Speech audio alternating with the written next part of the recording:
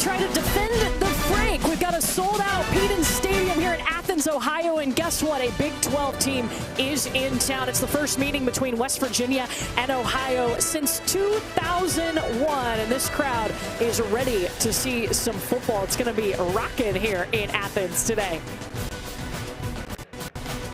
Let's go. We're pumped to be on the call. Courtney Lau alongside former UMass running back Rini Ngolia. And this should be a close game. What's going to make this game so competitive? Well, Brian Smith gets promoted. The head coach, Tim Elbin, left and went to Charlotte. Kept a lot of his assistant coaches. So the system stays the same, offense and defense. And, oh, by the way, they got a really good quarterback in Parker Navarro. And for West Virginia, Rich Rod takes over again. 81 new players, 66 of them played last week, so they're still learning, figuring stuff out. So should be a good ball game. Well, you mentioned that quarterback. Let's talk about Parker Navarro. He is the MAC Offensive Player of the Week. This is a guy who threw for over 2,000 yards last year, rushed for over 1,000. Yeah. What a luxury for Brian Smith. 4 years in the program for Parker Navarro. Was responsible for 4 touchdowns last week against Rutgers, a game they could have easily won. The big thing about Parker Navarro, he make all the throws, but when plays break down, he can make plays with his feet. West Virginia has to keep him in the pocket today. If not, he will hurt them. Yeah, and so nice that he's able to stay as his offensive coordinator from last year, becomes the head coach. Yep. A comfortable situation for him. On the other side, it's a West Virginia team who also has a new coach, but not new to the program. Rich Rodriguez returns as the head coach. He's actually now tied for second among West Virginia former coaches in all-time wins. Yeah, and he's back home, right? His alma mater. He was really successful there before, and told us every stop he went to, he learned more about himself. So it always humbles you a little bit in a good way. He's back there, he's in the right spot, and the West Virginia fans are excited. Yeah, he's been about 18 years since he was the West Virginia head coach from 2001 to 2007. He left West Virginia to take the Michigan job and made some different stops along the way. Most recently, he was at Jacksonville State. And very successful at Jacksonville State. And again, we had a great conversation with him. He just seems at ease now. Yeah, 81 new players. He's got to get up to speed, but boy, he's really back at home and he's happy. And we caught up with Rich Rod pregame. Coach, we've heard your message this week to your team. Get comfortable being uncomfortable. How does that apply to this game? Well, certainly it's going to be a great crowd. I know they're going to be into it. It's going to be a little hostile environment. You know, we have a little bit of weather. And we're on the road for the first time with this new team. So we got to keep our poise, keep playing hard, know there's going to be good and bad happening early in the game, and see what happens. Coach, as the play caller, what are some challenges this Ohio defense presents to you? Well, they're very aggressive. They're very athletic. They run the ball. They play really, really hard. And we're not really sure what they're going to do, really. I mean, it's the second game of the year. We have some idea. They have some idea what we're going to do. But it's a completely different team on their side, a new team on our side. We got a lot of respect for them. The biggest thing for us is to not panic, execute what we can, recognize what they're doing to us, and try to adjust. Thanks, Coach. Okay, thank you. Well, just like Rich Rod is the play caller, Brian Smith is also the play caller for this Ohio team. Yeah, so interesting, and it's the first time for Brian Smith. Coach Rich Rod has done it, and for West Virginia, fast, and faster. They want to go offensively. So for Ohio defensively, you got to be lined up quick. It was a nice fit for Brian Smith to be elevated from that offensive coordinator position to now the head coach. Yeah, you know, and they got some players back on this roster that were here previously and left, and we asked them, you know, players think the grass is always greener on the other side. He said the grass is always greener where they water it. I love that line from Brian Smith. The right man to get promoted for this job. I really love what he's going to do here at Ohio. Yeah, an Ohio team that had a lot of success last year. Remember, this program won 11 games for the first time last year. Well, what's at stake in this game? Really interesting matchup. A Big 12 team coming to Athens, Ohio. This is the first time that these two teams have met since 2001. West Virginia is looking for its first ever win in Athens. Ohio hasn't beaten West Virginia since 1949. They will try to change that today on their home field. And Morgantown only about 2.5 hours away on bus, so they busted here today, and a lot of West Virginia fans made the trip as well. I got a sold-out crowd as Ohio tries to defend the Frank. West Virginia won the coin toss. They elect to defer, so they'll get the ball to start the second half, and Ohio will receive the kickoff.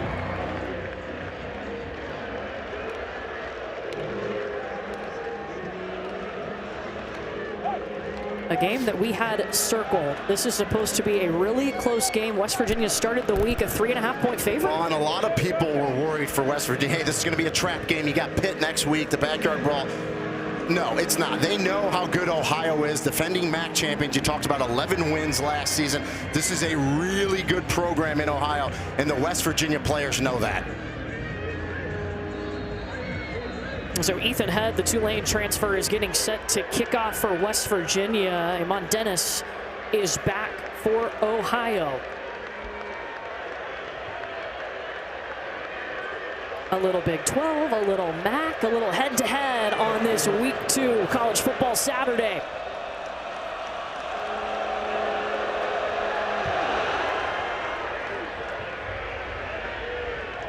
And Ohio will let this one bounce in the end zone for a touchback.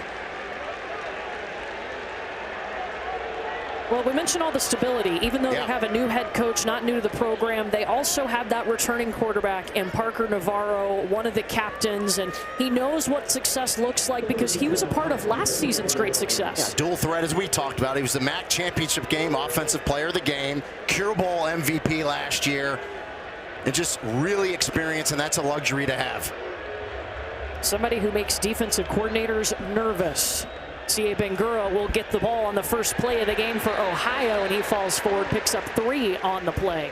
And Bangura is one of those guys that left, was here at Ohio, went to Minnesota, came back, and, you know, it's like he never left. He fit right in. Good, tough runner, great speed. He's going to be the get the lion's share of the carries today at running back. This Ohio team coming off a close loss to Rutgers last week, and Coach Brian Smith told us the feeling in the locker room was, you know, they weren't pleased, obviously, but they felt like they had chances. They saw the potential in themselves. Only lost by 3. Navarro with time to throw it out and finds one of his tight ends, Mason Williams, for the catch right back to the yard of scrimmage. No gain on the play. Yeah, really nice coverage in the secondary by West Virginia. And Fred Perry, number 5, the nickel, was at Jacksonville State last year with Rich Rodriguez and Zach Ellie, defensive coordinator the year before that. Very productive from that nickel spot. He'll come up, he will hit you. 110 tackles last year at Jack State. He's got that speed, and now 3rd down for the first time today for Ohio. Bobcats taking their time. Navarro's got to move. And West Virginia was ready. That's usually an X factor for him. He can escape a lot of situations. Well, Ashton Woods, 33, gets to him, but he avoids him, does Navarro. He steps up in the pocket, but you see that defense. Keep him right in there. Now, don't let him get outside. And Chase Wilson gets there to clean it up to make the tackle. So a really good defensive start for West Virginia. With, oh, by the way, had one of the worst defenses in all of the nation last year. Yeah, trying to clean that up with Zach Alley, who is the new defensive coordinator, came over from Oklahoma. So Magnus Haynes with the punt. West Virginia is going to let this thing bounce. Preston Fox will let it go.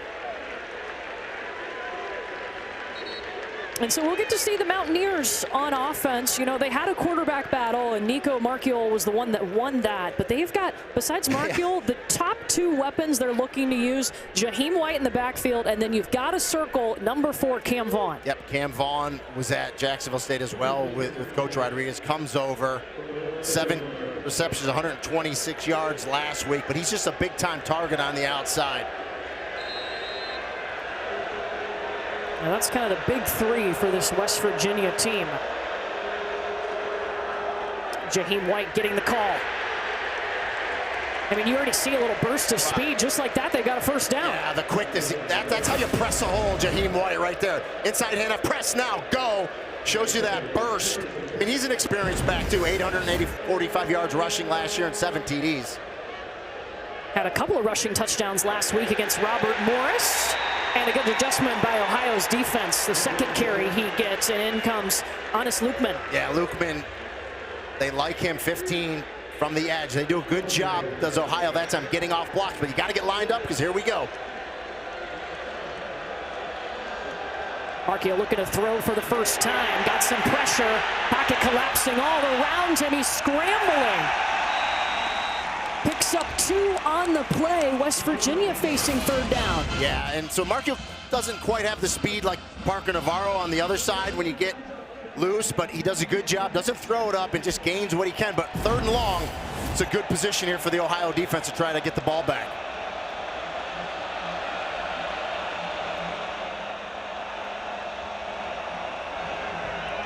Markio looking up top and overthrows Jaden Bray, who was all covered up. Adonis Williams, one of the captains, in coverage. Yeah, I like what defensive coordinator John Hauser did. He simulated blitz. It showed like he was going to blitz. Then he dropped 8, only rushed 3. Good coverage on the back end. It's going to force a punt here. A little chess match early, and both defenses have won early. Yeah, Oliver Straw on to punt for West Virginia. And back for this Ohio team, Max Rodarte.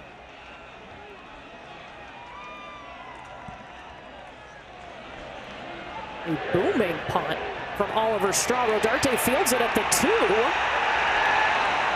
And the Mountaineers all over him. 55 yards.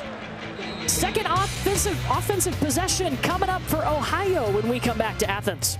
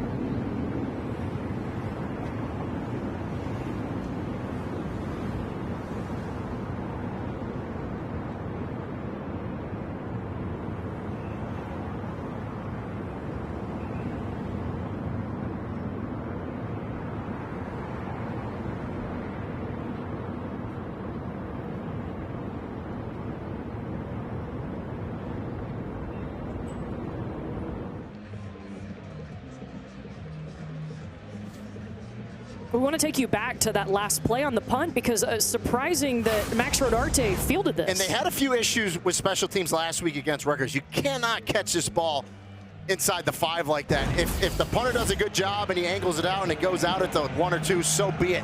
You got to let that go, and hopefully it goes into the end zone. We'll see. They're backed up here. So second offensive possession for Ohio. They went 3 and out the first time. Parker Navarro back working in the pistol this time. 3 options on the near side. C.A. Bangura behind him. Mason Williams, the tight end, in motion. They go Bangura. He falls forward, picks up about 4 on the play. And I said this before, when I used to play back in the day at UMass, when you're backed up like this, your first goal is just get yourself some breather, get at least 1 first down, so it becomes a field position game. So if you do have to punt again, man, get some room for your punter. But you got to get that 1 first down first and foremost.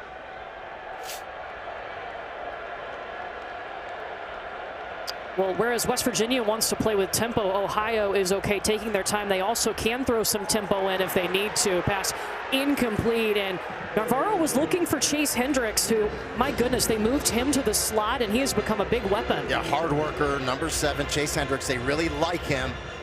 But good coverage once again for West Virginia. And, you know, talking to Brian Smith, the head coach, we've said it a few times already, he calls the plays as well. He did say he would change up tempo, but right now, they're taking their time. Ohio looking for its first down of the game.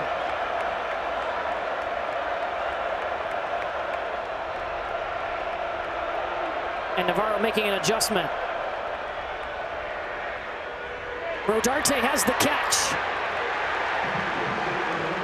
And that should be enough to move the chains. Yeah, great call by Brian Smith. They go tunnel screen to Rodarte, right? It's a high percentage play. It's not a tough pass. Look at the lineman get out. Good blocking. Hendricks out there blocking as well. Rodarte can fight just enough to get that first down to keep this drive alive. The first one of the game for the Bobcats. Navarro gonna move. Remember, this is an X factor for him. He's a mobile guy, rushed for over 1,000 yards last year, and it's really close to the mark. Yeah, defensive coordinator for West Virginia, Zach Alley, told us, my guys heard a million times this week, keep him in the pocket. But that time he's in the pocket, he just steps up in it and takes off for a nice gain on first down. Yeah, it's a 9-yard game. They need one more yard to move the chains. Bangura got it, falling forward to the 29. You know, he's matured as a running back. One of the things he wanted to work on this season was making people miss. And you see, just ever so slightly in the hole, he makes a guy miss, able to square those shoulders back on a nice run to pick up the first down. And Rini, you mentioned it, one of 3 guys that transferred away from Ohio and now are back this season. And they could tell from day one, his experience at Minnesota, just a different program. Yep. He's a different guy now. Yeah, and more experience for sure. Going to be a big part of this offense this season. Back-to-back Bangura. Gets a push too. They'll give him the 32-yard line. Right behind 59, Nick Marinaro, the new center. Transfer from Dartmouth. Had a few issues with some snaps last week. They definitely worked on that, cleaned it up. And Davion Witherspoon, 51, the left guard. That's a captain and a leader of that offensive line as well.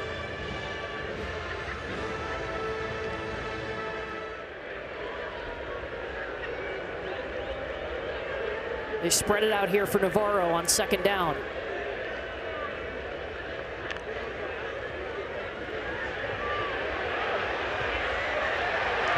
He's going to tuck and run, steps out around the 40-yard line. Right at the marker, it's a first down, Ohio. And that time Navarro read it quickly. Saw the pass coverage and knew, okay, I'm going to tuck it immediately and go. And that's the damage he can do with his feet. I mean, we talked about it in the open. You have to keep him surrounded. Right here, he gets out of the pocket, right? So that's contained. 96 has to, you know, Vesterin needs to try to contain him in there. He doesn't do it, and he'll hurt you with his feet.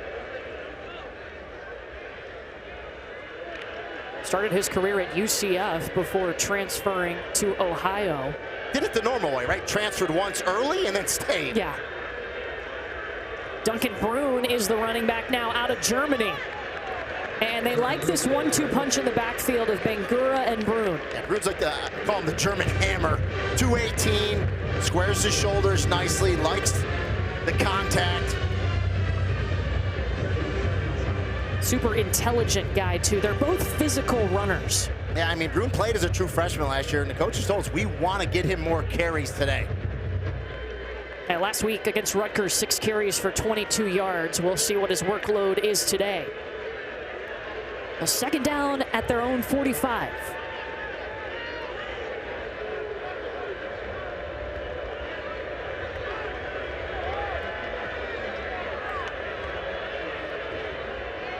Brune right up the middle, hits the hole hard. They'll give him progress to the 47-yard line before Fred Perry got there. We talked about Fred Perry earlier. You know, he's 5'11", 206. He'll come up and hit you, but you saw Brune, good shoulder lean there, picked up what he could, but it's a manageable 3rd and 5 here for Ohio. And when recruiting Duncan Brune, they told us they had a contact they trusted who had seen him play in Germany. He averaged 200 yards a game. Not bad, huh? Pretty good.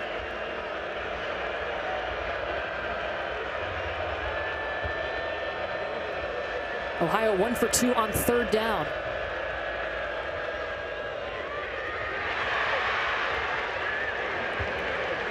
Navarro pounding his way forward. He'll be 2 yards short of the line to gain. First big call for Brian Smith here. So they go +1 with the quarterback run. Gruen goes through first. Navarro keeps it kind of like a quarterback power, and they're at that part of the field where it's like, I'm not punting it here. We're going to go for it, 4th and 2. Yeah, we asked Brian Smith, how do you make your decisions on 4th down? He said, yes, we use analytics, but not 100% of the time. He's got a heads up going into the drive of where it would be beneficial, what they should kind of target, but it's also a feel thing. Yeah. They go for it for the first time today on 4th down. Bangura back in the backfield behind Navarro. They'll send Chase Hendricks in motion. And they'll be punting it now. Yep. Ball start.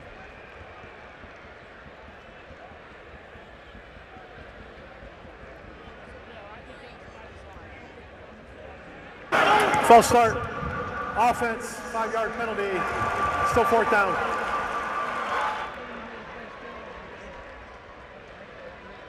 So Magnus Haynes will come on, and that was, I mean, a lot of momentum there for Ohio. Good-looking drive they had put together to get to midfield. Yep, you would have loved to see them get a shot at it on 4th down, but false start. Going to force them to punt here.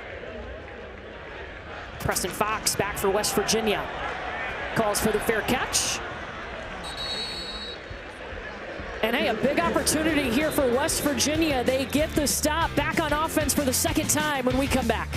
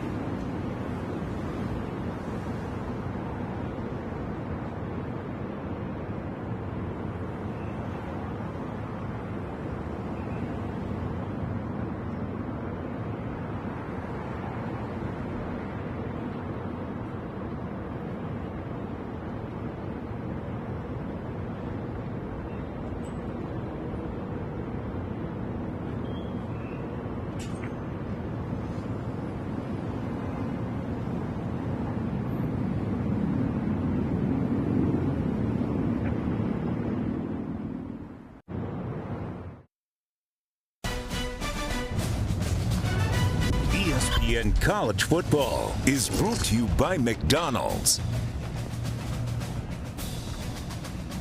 Athens, Ohio, the site of this battle between the MAC and the Big 12. West Virginia in town. They're getting set to go back on offense. And Rich Rodriguez told us one of the biggest challenge he's ever faced as a head coach has been this year. 81 new players, Rini. Yeah, and then, he reunited with Zach Alley, who was at Oklahoma last year as defensive coordinator. So 81 new players. Got to learn his offense, which is, pretty fast, and then a new defense. So he said every day they're learning. They keep getting better. Nico Marchiol back on offense, the quarterback who won the job in camp. Jaheim White to his right. They put Rodney Gallagher in motion, spins out of a tackle. Got the first down and more. First play of the drive. Yeah, nice run, good explosion by Gallagher. Looks like Jack Freese is going to make a tackle for a loss. doesn't do it. The helmet comes off, so Gallagher's got to come out for a play, but nice explosive run to the boundary that time. A 16-yard pickup for Gallagher, who played a little wide receiver, played a little DB last year. Jaheim White, one of their big three. He is rolled down by Michael Mack. And Mack's a returning player. Solid, regimented, fundamentally sound.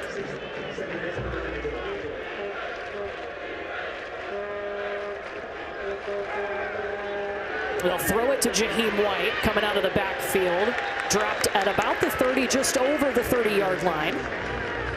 And we're starting to see West Virginia play a little bit faster than we did on their first drive. I mean, they're going. They want to go. Now, here's the thing now. It's advantage Ohio defensively. We're 3rd and 6, 3rd and 7. Sometimes when you go too quick, it can hurt you. Marco's got to go. Steps up in the pocket, tucks it. And that should be enough for the first down. And that's experience and situational awareness. Nico Marchio knew exactly where the first down marker was. It was the 37-yard line. He dives forward. He doesn't slide, which is very important, and he gets the first down. Good job. A player that has been at West Virginia since January of 2022. First time winning the starting job in camp. Tossing it over the top. Cam Vaughn grabs that football.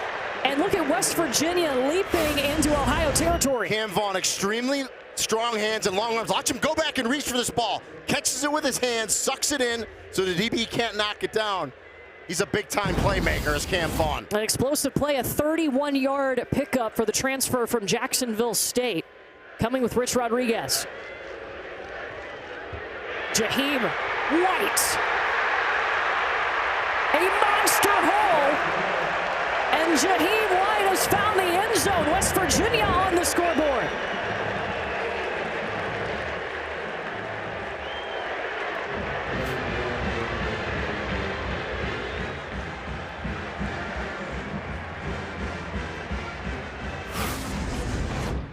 Good blocking on the left side as White hits it. 5, Adonis Williams, the captain, had a chance to make a tackle. When you miss it on a guy like Jaheim White and you let him get into the second level, it's lights out. Brings it to the end zone. West Virginia used those last 2 plays to go 63 yards in those 2 plays, just like that. Fast, fast, fast. Good mixture there. Good blocking on the left side, Jaheim White, and good ball security. Not going to fumble this week. Keeps it in across the goal line. West Virginia leads it early, 7-0 in Athens, Ohio.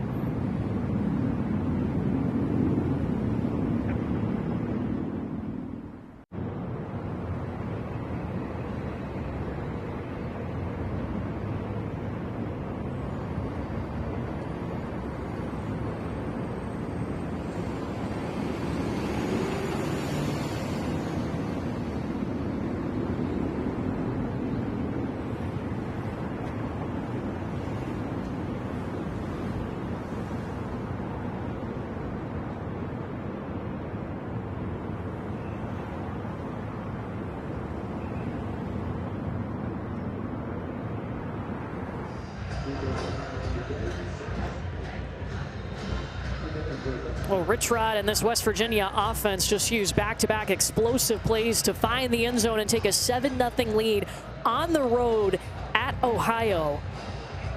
And now it's the Bobcats' turn to respond. Iman Dennis is back for the Bobcats.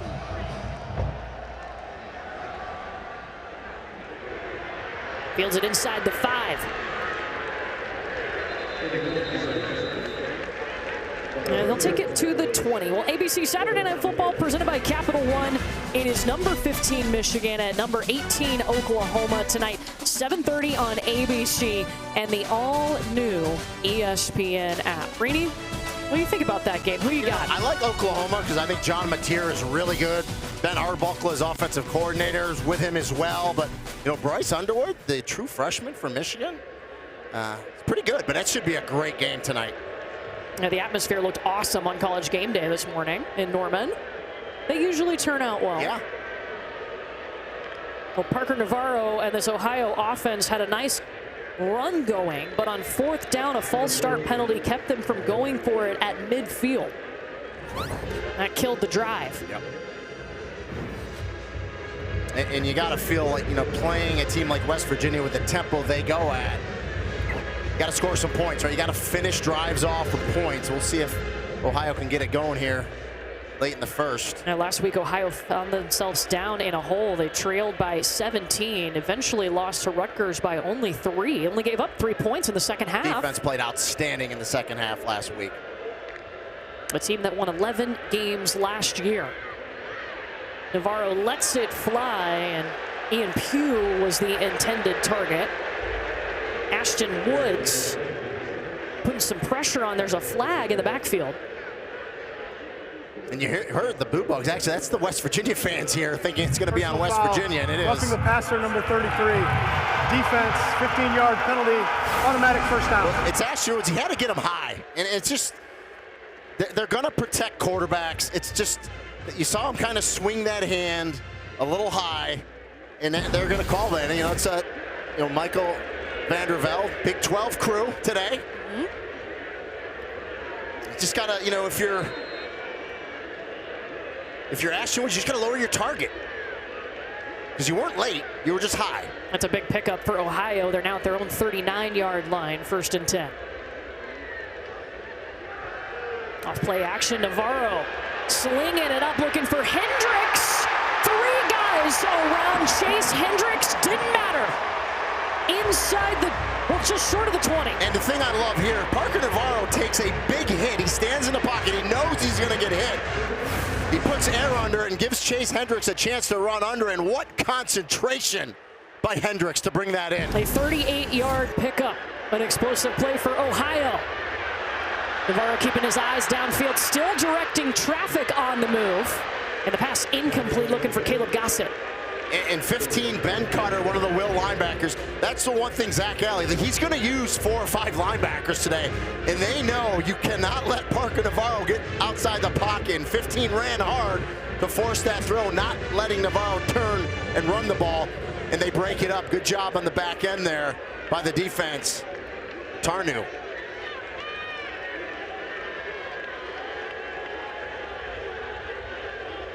Second and 10 just inside the West Virginia 25.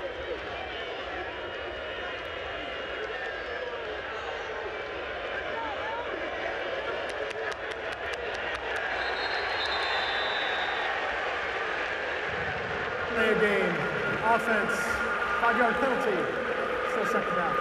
It's really interesting how they use the coach-to-player communication for Ohio. Brian Smith, the head coach, is the play caller, but they will signal plays in. So Parker Navarro walks to the line with 2 to 3 plays. Yeah. And Scott Isfording, the offensive coordinator, it's up in the box. He actually talks to Parker Navarro on the player to coach. Brian Smith doesn't. So it's kind of like a 3-way communication. Very interesting. Scott Isfording, the offensive coordinator, quarterbacks coach, his 13th overall season at Ohio. And Navarro thought about throwing it and lets the ball fly as he's taken down to the ground, incomplete. And that's a true RPO. I'll be curious if his knee was down before he threw the ball. Replay could step in here. We'll get a look at it here. I think he did get it off before anything hit the ground. Before Boggle 32 got to him. Oh, that's close on that replay right there. He thought about pitching it. He leaped up in the air to toss it to Jake Bruno, the tight end, but then held back. So 3rd and long. Yeah.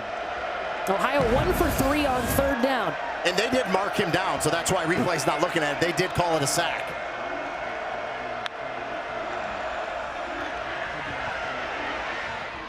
Navarro to Hendricks. Makes one guy miss, spins around at the 20-yard line. Still needs about 7 more yards. Well, you know, and you're in a comfortable area now to at least get 3. Nice little pickup, making a much comfortable field goal attempt here. So I like this decision here. Go for the 3. Got to get some momentum, some positive points here.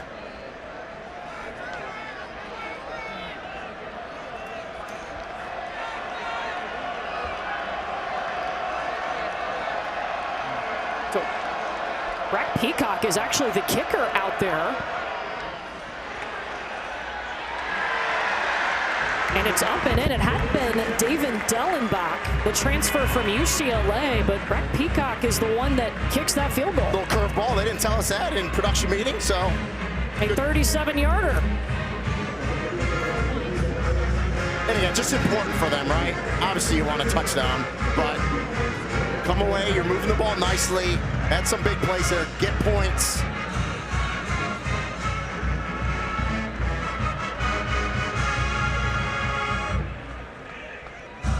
All right, so last time West Virginia was on offense, they put together a solid drive, ending with 2 explosive plays back-to-back. Well, Gallagher gets us started with a nice run to the boundary, and then Markiel gets it out to Jaheim White, and then White finishes it off with the touchdown run. So, you know, they go super fast, but they're not really one-dimensional in what they do offensively. They'll run it to the sideline. They'll run it inside zone. They'll stretch the field to Cam Vaughn.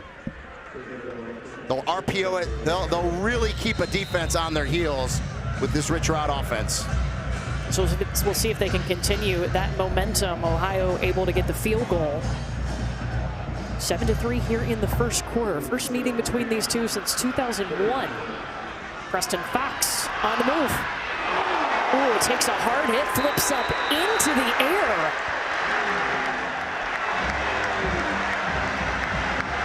Duncan Broom.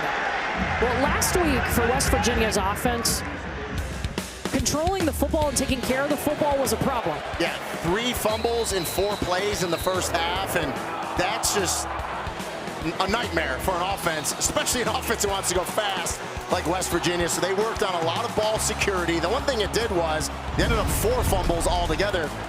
They couldn't really get the lead they wanted to against Robert Morris because Coach Rodriguez said, I wanted to play a lot more guys, more reps. Didn't have an opportunity to do that because of those fumbles. See if Nico Marchiol and his offense can capitalize on that last momentum they built. Jaden Bray makes the catch. He also said because of that, he realized watching film when the ball came loose, he had some guys loafing, is what he said. Yeah, you got to always run for the ball. Even if you're across the field, you're a wide receiver, what have it, an offensive lineman, come downfield because you never know when the ball's going to be loose on the ground. Jaheim White, who just ran for a touchdown on the last drive, picks up a yard. I can only imagine how many times ball security was talked about this week. Yeah, a few.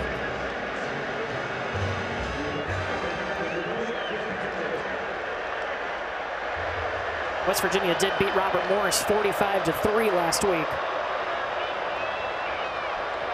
And they don't have to snap this. There's more time on the play clock.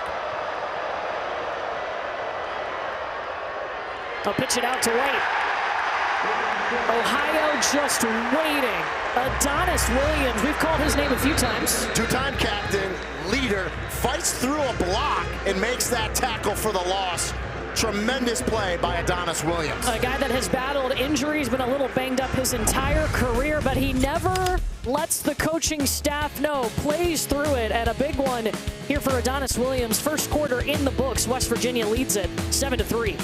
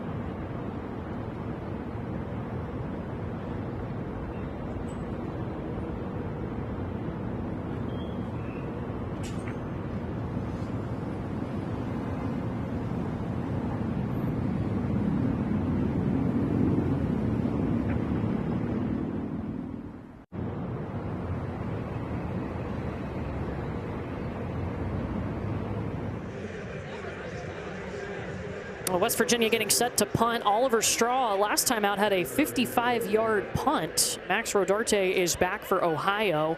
Start of the second quarter, Courtney Lallerini and Golia with you from Athens, Ohio. The first of a 3-game series between West Virginia and Ohio. Ohio will have to go to Morgantown 2 times starting next year. Yeah, usually it's, 1 and then 2 and then back again, but they did it a little different. They came to Ohio first. Rodarte is going to let this one bounce, almost hits him. And he didn't have to pick that up, but there's a thing called rule of first touch. It hit a West Virginia player first, so he could try to pick that up with no danger of him fumbling the ball, even if he actually fumbled it. It's rule of first touch. A lot of people don't know it, so Rodarte was good grabbing it there. Well, you see Shardrick Rhodes right there, number 64, and he's one of 3 guys, Rini, we talked about it, who transferred away from Ohio and then transferred back. 3 guys. And he was big because they were talking about, hey, it's kind of a new offensive line. He goes, yeah, but we get Shed Rhodes back, and it's like we get his experience. He's been here before, and he's a starter, so we feel like, we get a veteran player back. So, yeah, again, another player that came back, and it's just back at home. Manguro also one of those lined up in the backfield now. Passes complete to Chase Hendricks. Wow, he can make guys miss. And we talked about it. Putting him in the slot has just been perfect for him. He's tough to handle, hard worker. I love how Navarro looks left, looks everyone off, and knows Hendricks going to be there when he looks back to the right and puts it right on him. It's a 19-yard pickup. Parker Navarro calling his own number, pulls it to run. Dropped at the 35-yard line by Chris Filippo. Yeah, great zone read there by Navarro. Puts it in the belly of Bangor, but goes, nope, I'm going to read this block here on the left side and keep it for 8. Such a smart veteran guy at quarterback for Ohio. Can do it all. That is a catch inside the 25-yard line for Ian Pugh. An 11-yard pickup. Yeah, Darian Lewis, the boundary safety, jumps it. Looks like he's going to break up the pass, but the ball gets through there and gets caught.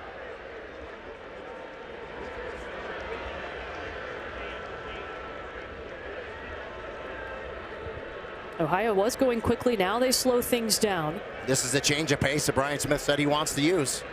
Change the tempo up. Bangura's turn.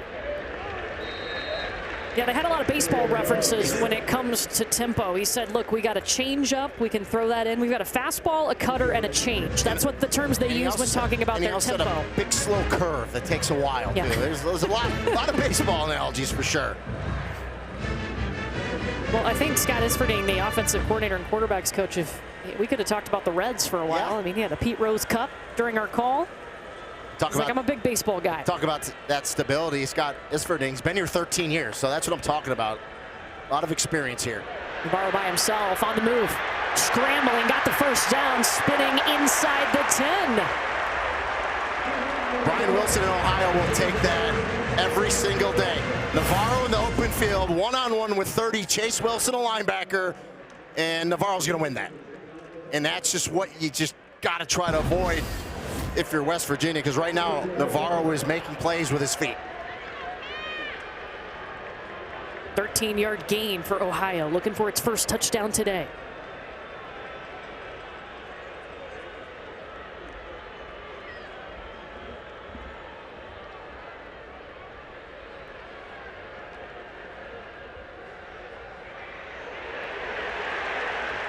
West Virginia swarming. Navarro, Fred Perry got there first, and then Eddie Kelly got in on the action. And that's defensive coordinator Zach Alley, just sick of seeing Parker Navarro making plays with his feet. They're going to send a double blitz at him. Perry comes, so does Chase Wilson, the Mike linebacker, and they're just going to try to get to him. And that's what you got to do. You got to get to him early before he can make a decision what he wants to do, and they did a nice job there defensively. That's a loss of 6 on the play. Backs them up just inside the 15.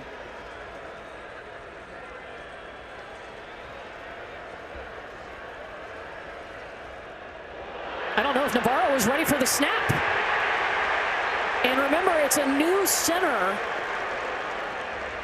Yeah, Nick Marinaro, that happened a couple times last week in the Rutgers game. They were just out of sync. That time, You're right, Court. He was not ready for it. And Fred Perry, number 5, Johnny on the spot. He's been all over the place early in this game for West Virginia. So 2 back-to-back negative plays for Ohio. Yeah, a loss of 6 and now a loss of 9. And remember, we told you how they go to the line with 2 different plays. That puts a lot on the center. He walks up there not knowing what the play is.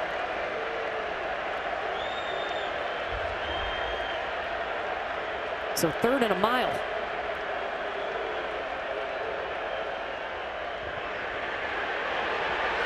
Flag comes out. Navarro still moving, connects to Ian Pugh inside the 10.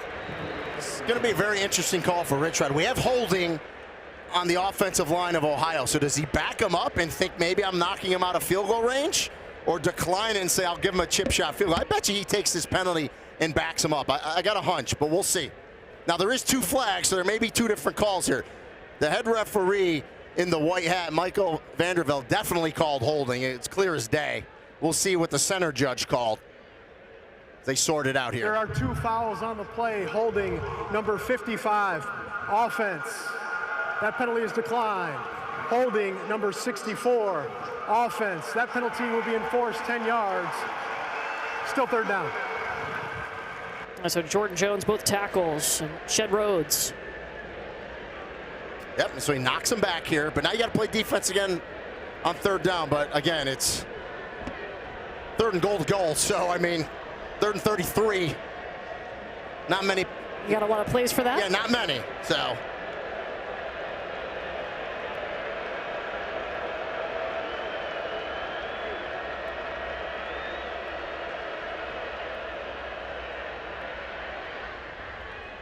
Navarro throwing towards the sideline to Hendricks. He catches it and goes out of bounds at the 21. And there's a scrum around the 35-yard line.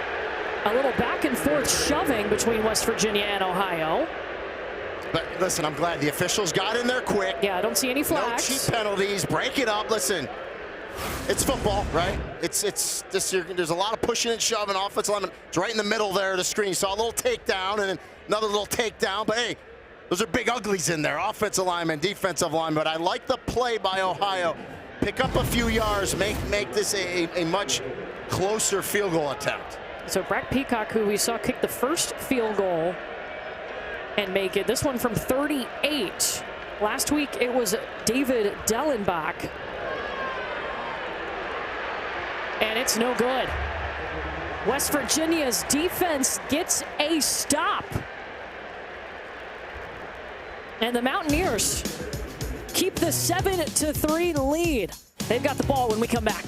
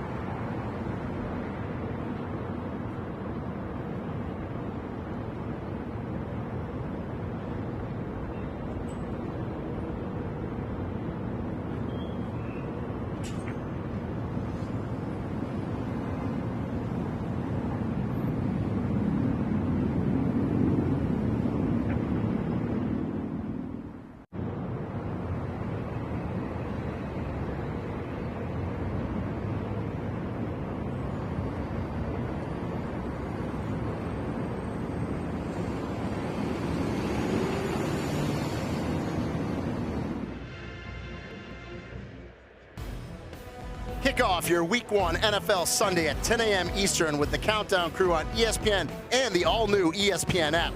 They'll have all the early breaking stories, injury updates, and previews of each game right up to kickoff. Get those fantasy lineups set, Court. You better believe it. Rini Angolia with the promo read. I make him do it once a game. Nico Marchiol is back out for West Virginia. They just got a big stop. And Ohio missed a field goal. That pass incomplete, looking for Cam Vaughn. And that's where, like, the timing looked a little off. And I just think, you know, obviously Cam Vaughn's one of those new 81 players, although Nico Marchiol was there. And especially at quarterback timing, game speed's a lot different than practice. Marchiol looking to throw on the run. Tiptoeing on that far sideline is Jaden Bray. Made 5 appearances last season before a season-ending lower leg injury. Yeah, dragged that left foot. Nice concentration by Jaden Bray. And last week he had 3 catches. That was more than all of last season. West Virginia 1 for 3 on 3rd down.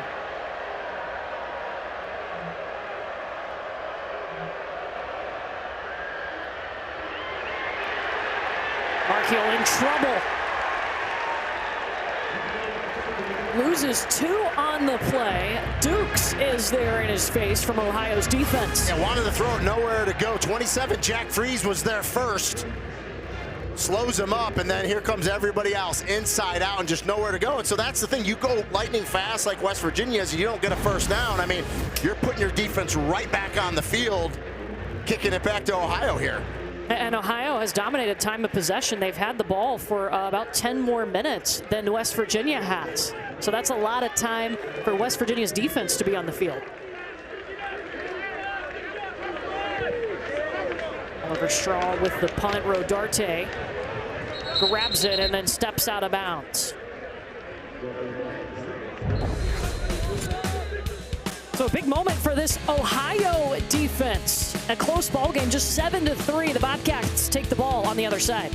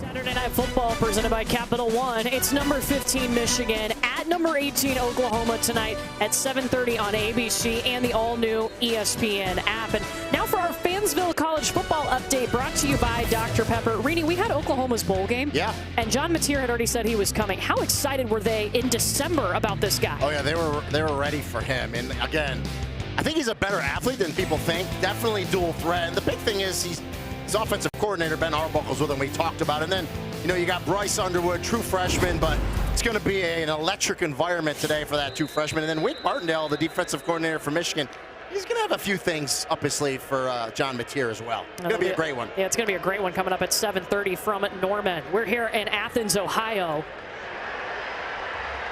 And this Ohio defense just got a nice stop. Parker Navarro, by the way, started 3 for 6. Since then, 5 for 5.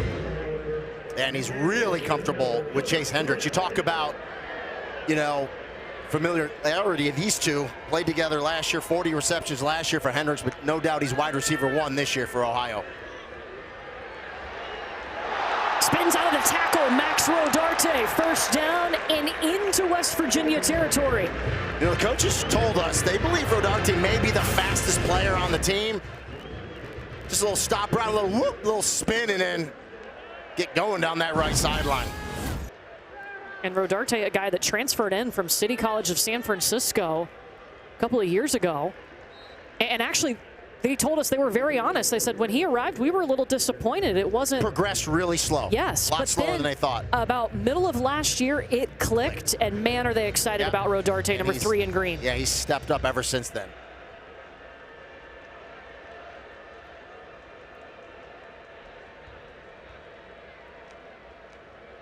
We've seen Ohio go fast and also slow, varying the pace. They'll throw it to Duncan Brune. First down, Bobcats. You know, we couldn't even really give Duncan Brune the love we needed to on that special teams tackle he had earlier in the first quarter. So special teams flying around. He runs the ball, a little safety valve there, and then catches it and then makes the guy miss and gets upfield. A nice pickup for Duncan Brune there. One of the most interesting guys that I've learned about. His mom was an Olympian. He trains with the German national bobsledding team. And you got to have strong, powerful legs to bobsled. Herschel Walker did it when he retired. I mean, so. You ever bobsled? I have not, but I've seen it.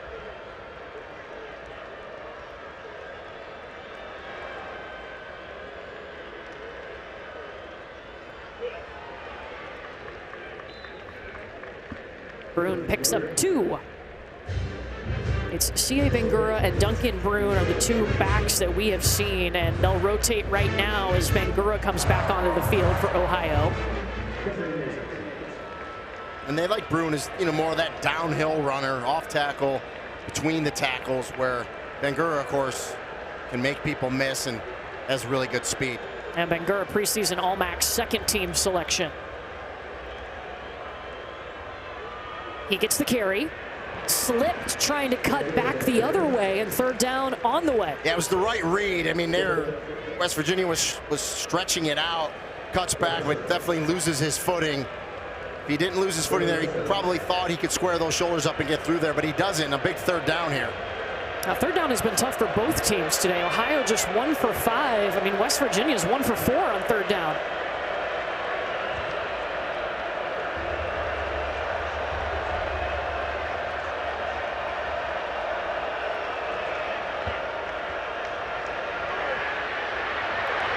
Navarro going, he's got the first down. Still evading tackles. Inside the 10 for Parker Navarro. I mean, West Virginia has preached all week, keep him in the pocket. It is not easy to do. Just, you know, and how do you prepare for it, right? How do you practice for a player that when a play breaks down, he just does what he does? I mean, he makes 3 or 4 West Virginia guys miss. Gets to the outside, picks up the first down, and it's first and goal. I mean, that's just all athleticism. That's all heart. That is all Parker Navarro. A 15-yard gain for Navarro. Remember, he was a 1,000-yard rusher at quarterback last season for Ohio. Bangura spinning around, banging around up the middle, dropped at the 4-yard line. Chase Wilson, their green dot for West Virginia, making the tackle. And Chase, transfer in from Colorado State, had 98 tackles last year at Colorado State, so he can find the football, and he's the most vocal leader, number 30 for West Virginia, that middle linebacker of that defense. This will be the 9th play of the drive for the Bobcats.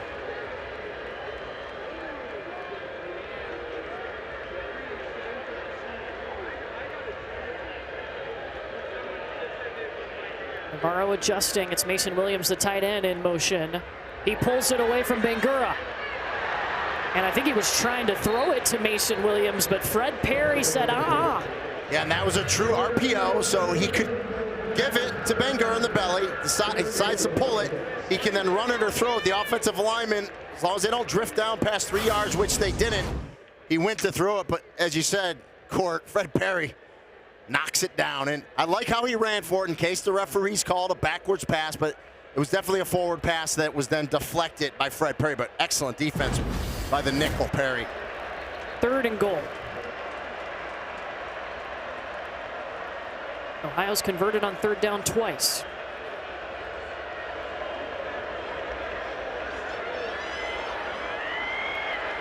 They're out of time. Delay a game. Offense. 5-yard penalty.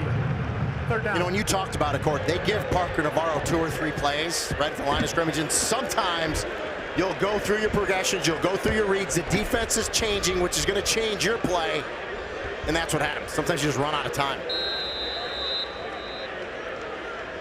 And it's not Brian Smith using that coach to player to talk to Parker Navarro, although he is the head coach and the play caller. It's Scott Isfordine up in the booth, and of course it shuts off at 15 seconds.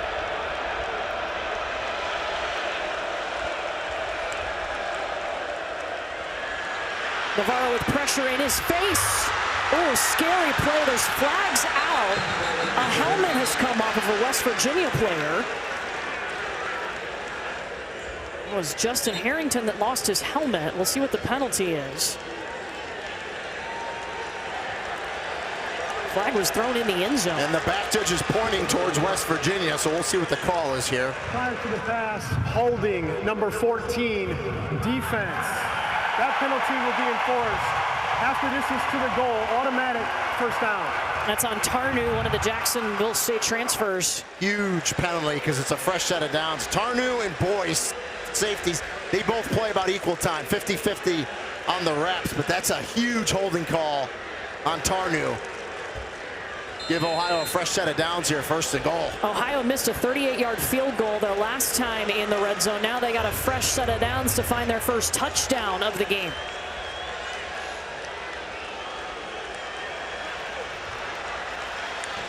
Hendricks in motion. Bangura is the guy.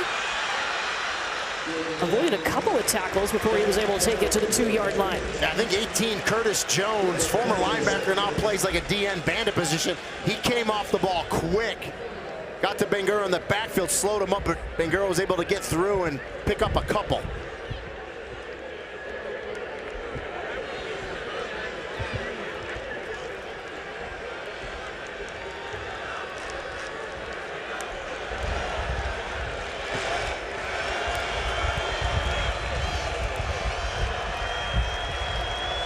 Navarro looking back to the sideline, getting another signal.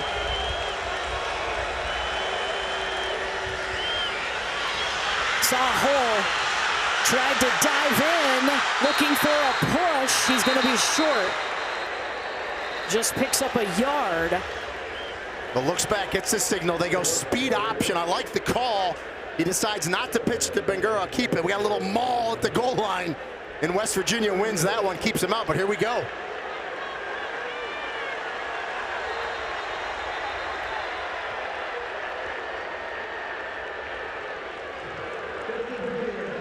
First charge time out of the half. And West Virginia wants to take a timeout.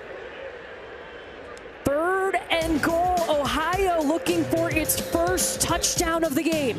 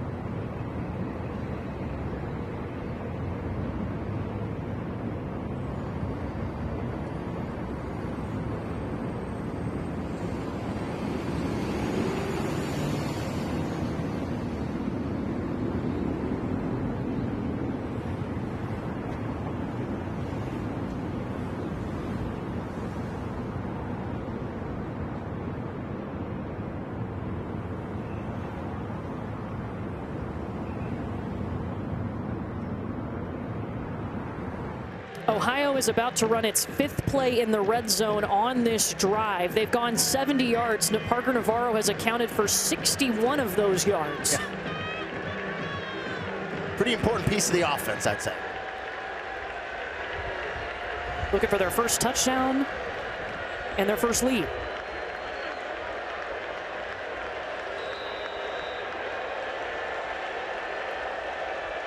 Chase Hendricks in motion. Bangura leaping into the end zone. Touchdown, Ohio.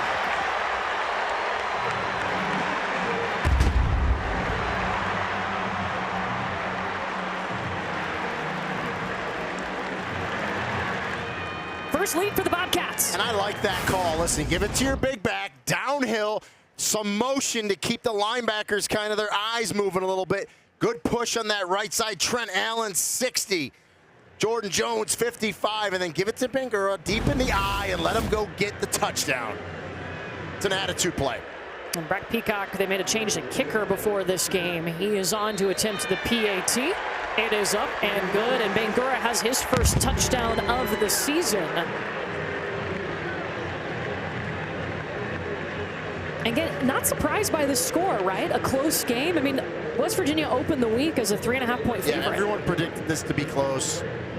Listen, Ohio's for real. We know that. Defending MAC champs could have easily beaten Rutgers. How about this for Ohio, their first 3 games? So they lost to Rutgers last week. We talked about it by 3. You bring in a Big 12 opponent in West Virginia this week, and then not that they're looking ahead, but oh, by the way, about an hour and a half down the road, they play Ohio State next week. So a tough 3-game start for Ohio, but they're thinking about this one right here. They would love to knock off this Big 12 team here at home today, and so they're a good program. They do not fear anyone, do the Bobcats. Well, West Virginia has gone 3-and-out its last 2 drives.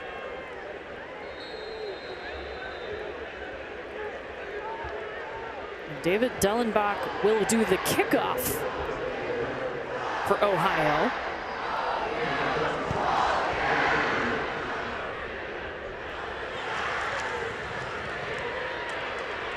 Preston Fox spun down inside the 32. Flags are out just over the 30-yard line.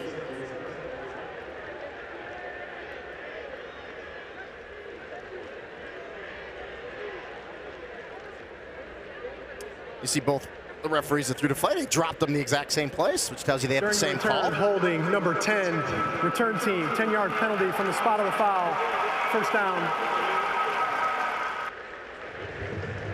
For 20 years, Allstate has celebrated every field goal and extra point made at participating universities by donating to the university's athletic scholarship fund, supporting all student athletes. Thank you, Allstate. How about the crowd that we've got here in Athens today, Rini? Yeah, anticipating possibly the biggest crowd in the history here, so we'll have to see when we get the second half what that number is. But Coach Rodriguez not happy right now. See if his team can answer here and try to go ahead at halftime, get the momentum back here. It's just a 2.5-hour bus ride for this West Virginia team from Morgantown to Athens, Ohio. Jaheim White drugged down, flags out. And you're going to get a horse collar. I mean, Jalen Thomas in 22 did a nice job getting off the block, getting to the tackle, but unfortunately, he grabs the horse collar, so instead of a TFL, you're going to get a 15-yard penalty. And is that Jaheim White that's down?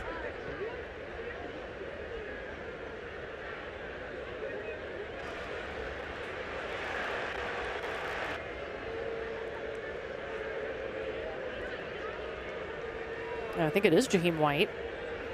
And that's why the horse collar penalty is put in there, because it's very dangerous. And the officials are talking, so we'll see what they come up with. But from first glance from the booth, it looked like a horse collar on Thomason, 22 for Ohio, and he got off the block. And he played it perfectly. Let's take a look at it here. Yeah, it's Jaheim White. He fights off. Fouls on the play. Personal foul, horse collar tackle, number 22. Defense, that penalty is declined. Personal foul, face mask, number 22. Defense, that penalty is enforced from the previous spot. 15 yards, automatic first down. So, I mean, you know, if you're going to get one penalty, I mean, two's not going to, they can only accept one. So he clearly horse collar, but he also had his hand on his face mask. And now your attention goes to Jaheim White. You just hope he's okay. I mean, And that's just a dangerous play, yeah. Yeah, he's sitting up right now. You see the medical staff of West Virginia surrounding him. Yeah, just, you hate to see that.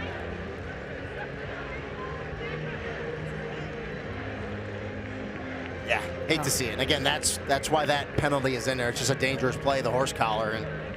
And I get it, Thomason, you're just fighting off a block trying to make a tackle. And that's what happens. Yeah, and you hate to see that for Jaheim White, a guy that was so excited for Rich Rodriguez to come be the coach. He had talked about how he had gone back and watched Jacksonville State film. He wanted to see right away, how did they use the running back? What would my role be? He was so fired up, and you hate to see him being helped off the field here.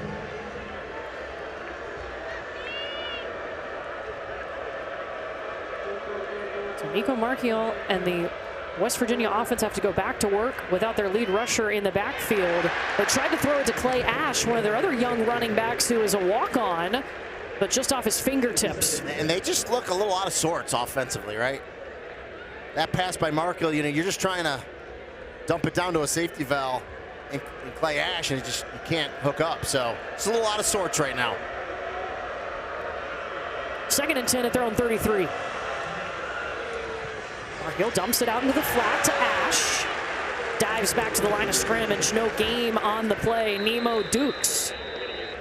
And that'll get us to the 2-minute timeout. Ohio has taken the lead here in the 2nd quarter. Just under 2 minutes until the half.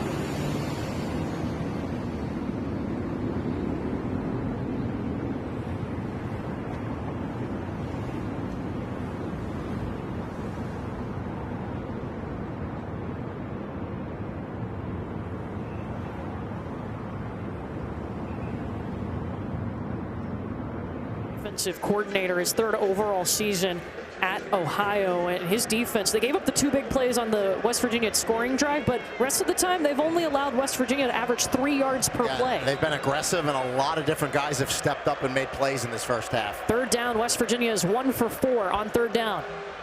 Nico Marchiol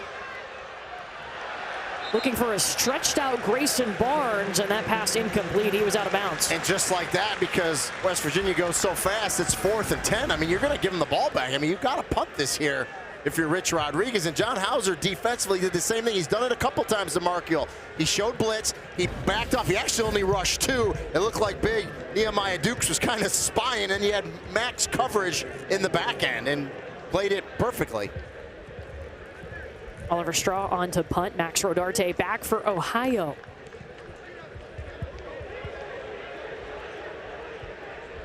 Rodarte trying to chase it down, watches it bounce, and it'll bounce out around the 25-yard line. We mentioned that Ohio defense. What have you noticed about the Bobcat defense today? And we talked about this stability. How about discipline? They know what they're doing. John Hauser, 3rd year here.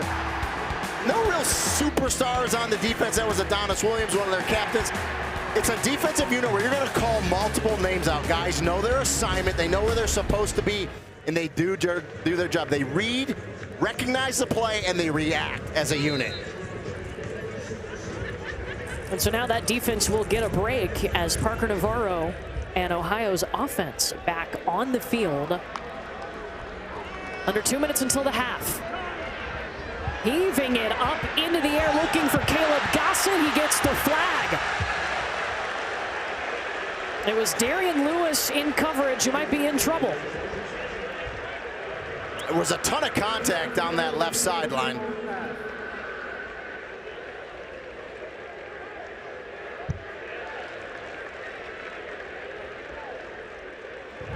Pass interference number 24. Defense, 15 yards, penalty, automatic, first down. And you know, Lewis and his teammates were looking like, hey, offensive interference. He pushed us, but 24, Darian Lewis definitely is contacting the receiver there. You can face guard in college as long as you're not contacting the receiver. He never looked back up for the ball, and he had his hand on the receiver. That is pass interference. It's a good call by the crew. So now 1:37 on the clock. You're in the 2nd quarter. Ohio's got 3 timeouts if they need them. Goes right back to Gossett. That was the target he was looking for on the last play. Yeah, now, I mean, you still have 1:32 left. Again, under 2 minutes. Clock stops out of bounds, doesn't start till the snap. If you get a first down in the middle of the play, middle of the field as well, it stops to set the change. So all kinds of time here for Ohio with all 3 timeouts left as well. Yeah, an 11-yard pickup.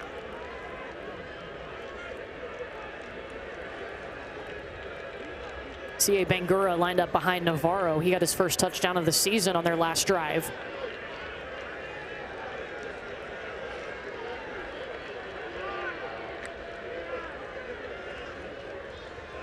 Navarro to the air. He's got a wide open Max Rodarte, who got 1 foot down.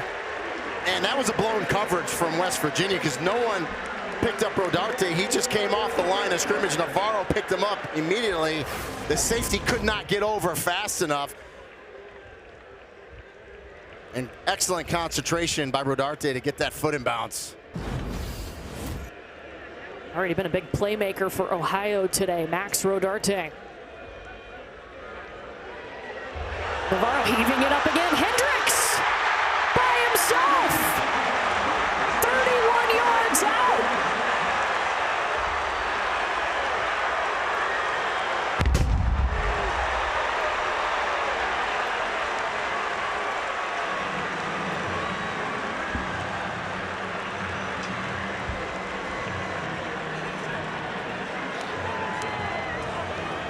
West Virginia comes after Navarro there.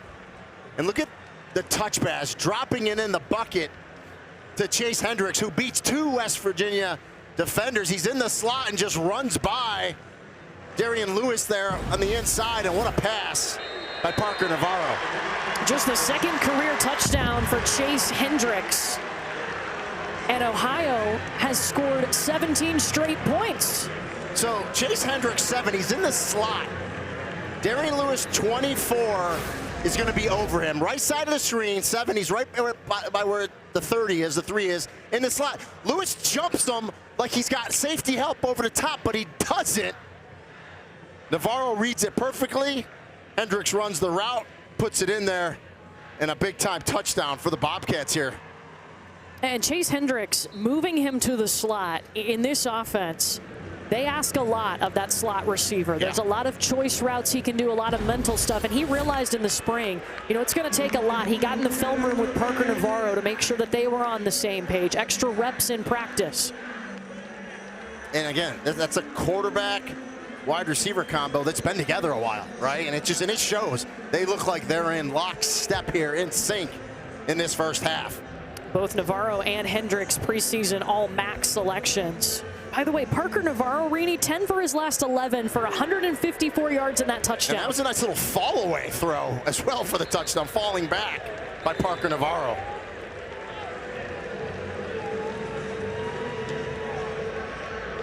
So how do you approach this drive now if you're West Virginia? Well, they go fast. Good fair catcher at the 25. So this first play, and you got 2 timeouts, this first play, you got to get a little chunk. You got to get a little something here. But they go fast anyway, so it's not like, hey, they're going to run 2-minute offense. This is what they do, and they're definitely going to put their foot on the gas here and try to score. It's been 3 straight 3-and-outs for Rich Rod's West Virginia Mountaineers.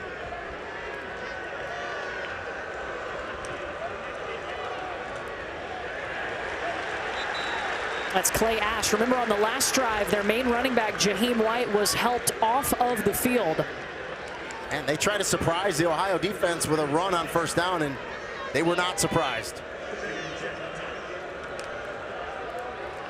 Marchiol throwing on the move. Pass is complete. That's enough for the first down to the 38-yard line.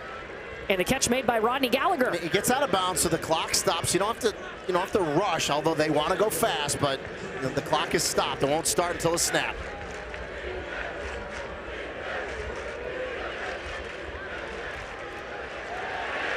Clay Ash immediately had a guy on his back. And West Virginia's going to have to call a timeout. And they just try to go with a counter play. You see him pull the 2 offensive linemen. I talked about that defense being very mature and understanding. They read those offensive linemen. As soon as they pulled, the linebackers shot through there and they got the tackle for the loss. I mean, that's reading and recognizing the play as a defensive unit. Yeah, Evan Herman had the tackle there. Redshirt sophomore out of Wisconsin. And so now West Virginia still has 1 timeout after taking this one. 50 seconds on the clock. Interesting call there, though. Under a minute, you go with a little counter play, counter tray, you pull the 2 offensive linemen, and probably something on film they thought they could pop, but Ohio was right there for the defensive play. Oh, and Jaheim White is just now coming out of the medical tent, and you see him favoring that left leg and on crutches, and the cart waiting, Rini. Yeah, not good. You just hope it's something that, man, it's not serious. You hope he's okay, because he's a star for this team, and just don't want to lose him. He was injured on the last series for West Virginia. And one of the impact players, one of their targets, Jaheim White and Cam Vaughn, are their 2 big playmakers. Yeah, and see, White's hurting. We've really only called Cam Vaughn's name out once today in this first half. 1 big-time catch, and when he did make that big-time catch, that series led to their touchdown.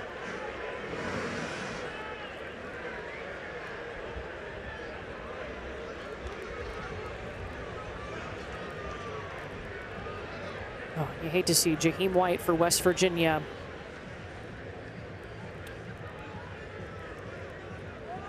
And that's what the pause is. The cart that he's on is kind of close to the sideline, so the officials are waiting for it to pull away, and they're going to let him come across the field, for that matter. And earlier in this game, I mean, he's the reason West Virginia is on the scoreboard, had the longest touchdown of his career.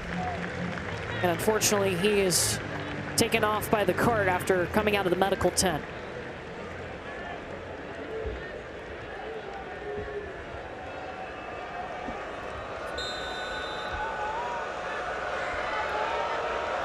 Second and 13, 50 seconds on the clock. West Virginia has 1 timeout.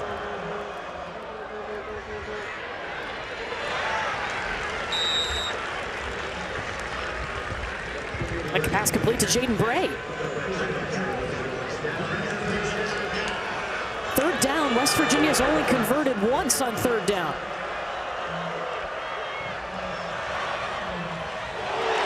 Almost threw an interception. Jack Free is so close to snatching that. And Marchiol looks right, comes back. his last read, and man, he kind of stared it when he came back left, and Jack Freeze, 27, goes right through him, almost picks it off. A guy that walked on as a safety, and they said, son, you got the body of a linebacker. Yeah, came here from LaSalle, and he was a core backup last year. Didn't really play his first 2 seasons, but had 8 tackles last week. Talked about what a great camp he had as well.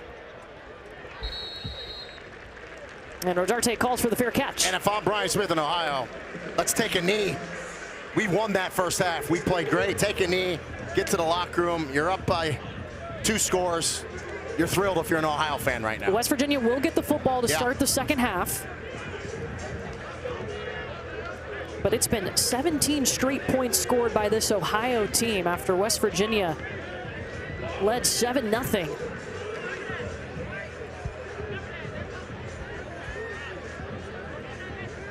And Parker Navarro, through it all, has looked like the veteran quarterback that he is. He's everything we thought he was going to be, and he's doing exactly what we thought he would do. Scramble, make plays, throw the ball, run the offense, a veteran. Well, Fred Perry got shoved by one of the Ohio players after that, and the officials trying to break it up. And this is where you don't want to pick up a cheap one because it's going to be 15. We've seen a few scuffles break out in this game, but the officials have been quick to get in there and break it up, and that's our halftime score right now. Look at this, Ohio up by 10. Navarro, everything I thought we were going to see. Defense for Ohio, though, lights out. Better than I thought. West Virginia just looks a little lethargic offensively. They have to get going, and it's imperative that they score in that opening drive. And a big loss for West Virginia, as you saw Jaheim White, their main running back, carted off the field. Ohio leads at the half, 17-7.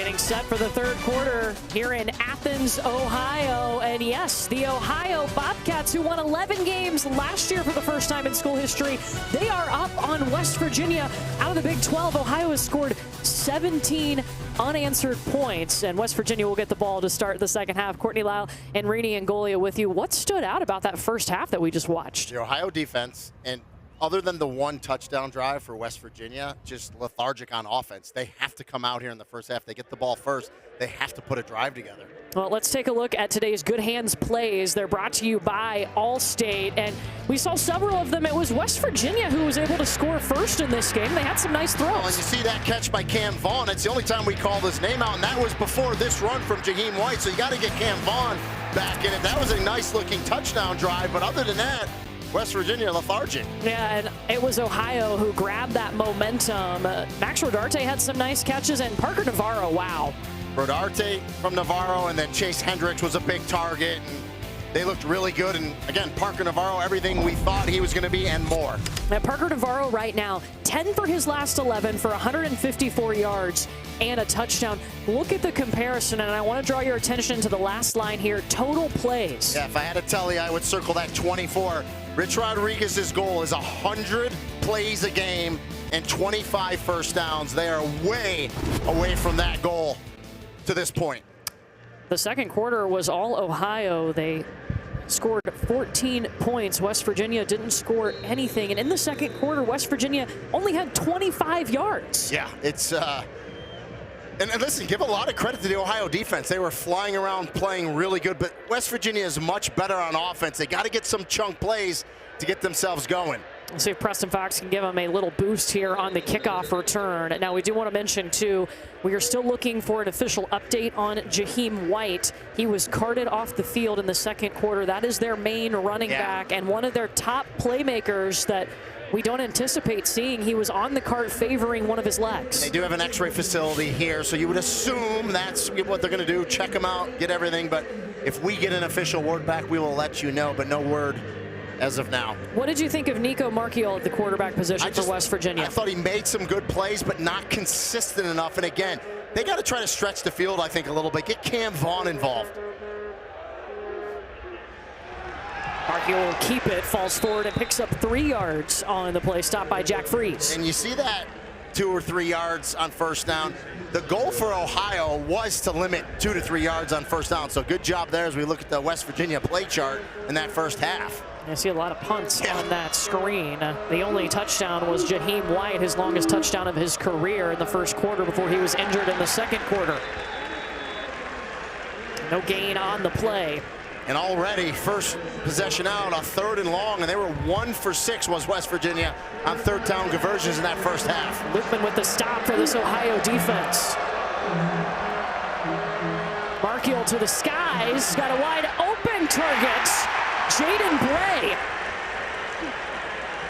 who's been the most consistent catcher in the first half. They find him again. That's the big time play Nico Marchiol needed to make. What a throw. Outside shoulder to Jaden Bray on 3rd down. Big time chunk play for West Virginia. His 4th catch of the game. 45-yard pickup. Marchiol on the ground, pushing forward towards the 20, picks up at least 3. Yeah, go a little quarterback counter there, pick up a couple, but boy, that's that explosive chunk play we were talking about that West Virginia really lacked in the first half. Needed it badly there on 3rd down, and Marchiol came up with a big-time throw to Bray. Well, we've seen the West Virginia team who wants to go fast, but here they slow things down. They fake it to Clay Ash. Marchiol's pass batted down by Jay Crable. And Crable plays that jack position, they call it. He's sometimes down on the line of scrimmage, but can also drop back. And they just reading Marchiol right there. Times it up. Very athletic, 6'3", 240, can move in space. It's a nice play there. Had a sack last week against Rutgers, the only sack of the game.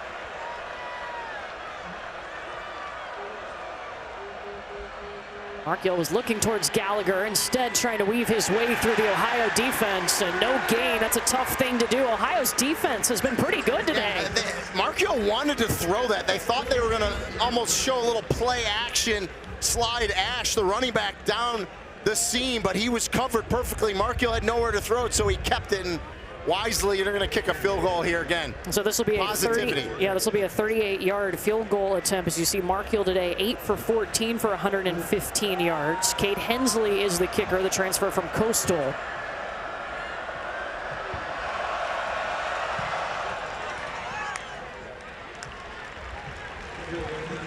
And it's up and good. So 3 points on the opening drive of the third quarter out of the locker room for West Virginia. They pulled within a score.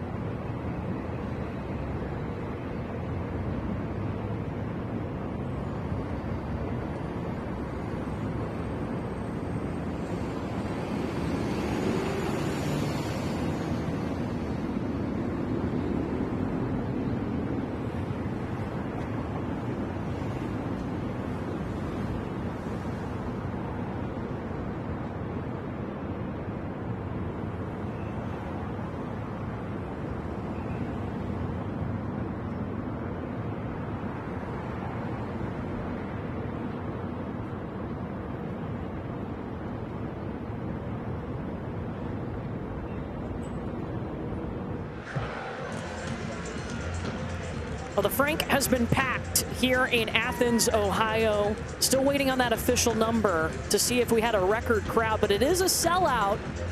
And West Virginia just came out of the locker room and kicked a 38-yard field goal on what looked to be a pretty nice drive for them. If you're West Virginia, as poorly as you've played, okay, you're still only down 7 in this game. So came out, would have loved the touchdown, but you get the 3, get it back to 1 score. Now the defense has to go to work. And it's a kick out of bounds. That doesn't help because you just gave Parker Navarro exceptional field position to start his drive. And Parker Navarro, a guy that can do it all, and we saw that in the first half. Remember, last year, Navarro threw for over 2,000 yards, rushed for over 1,000 yards. And last week, he was responsible for 4 touchdowns. He's the MAC Offensive Player of the Week. And look at his numbers today. Yeah, 31 total touchdowns last year. I mean, he's on his way to doing that again, if not more, this season. Zach Ellie told us, I've told my defense, we cannot let him hurt us with his feet. Well, he has in that first half for sure. He's rushed for 43 yards. Extending plays for Ohio. C.A. Bangura picks up 2.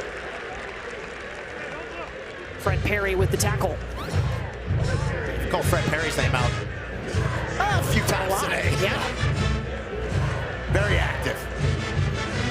leading them with 7 tackles today.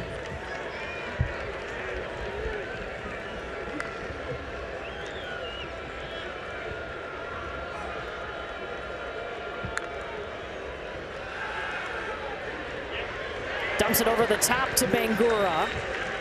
Catches it around the 40-yard line. Stopped by Darian Lewis, a pickup of 4. Yeah, good close by Lewis. And speaking of the MAC, he was at Akron last year. He spent 4 years at Akron and transferred this year, but he does a nice close, make that tackle, no yards after the catch, and chance to get off the field here and get a stop. And Lewis has been one of the biggest surprises, Zach Alley told us, from fall camp. Ohio 3 for 7 on 3rd down.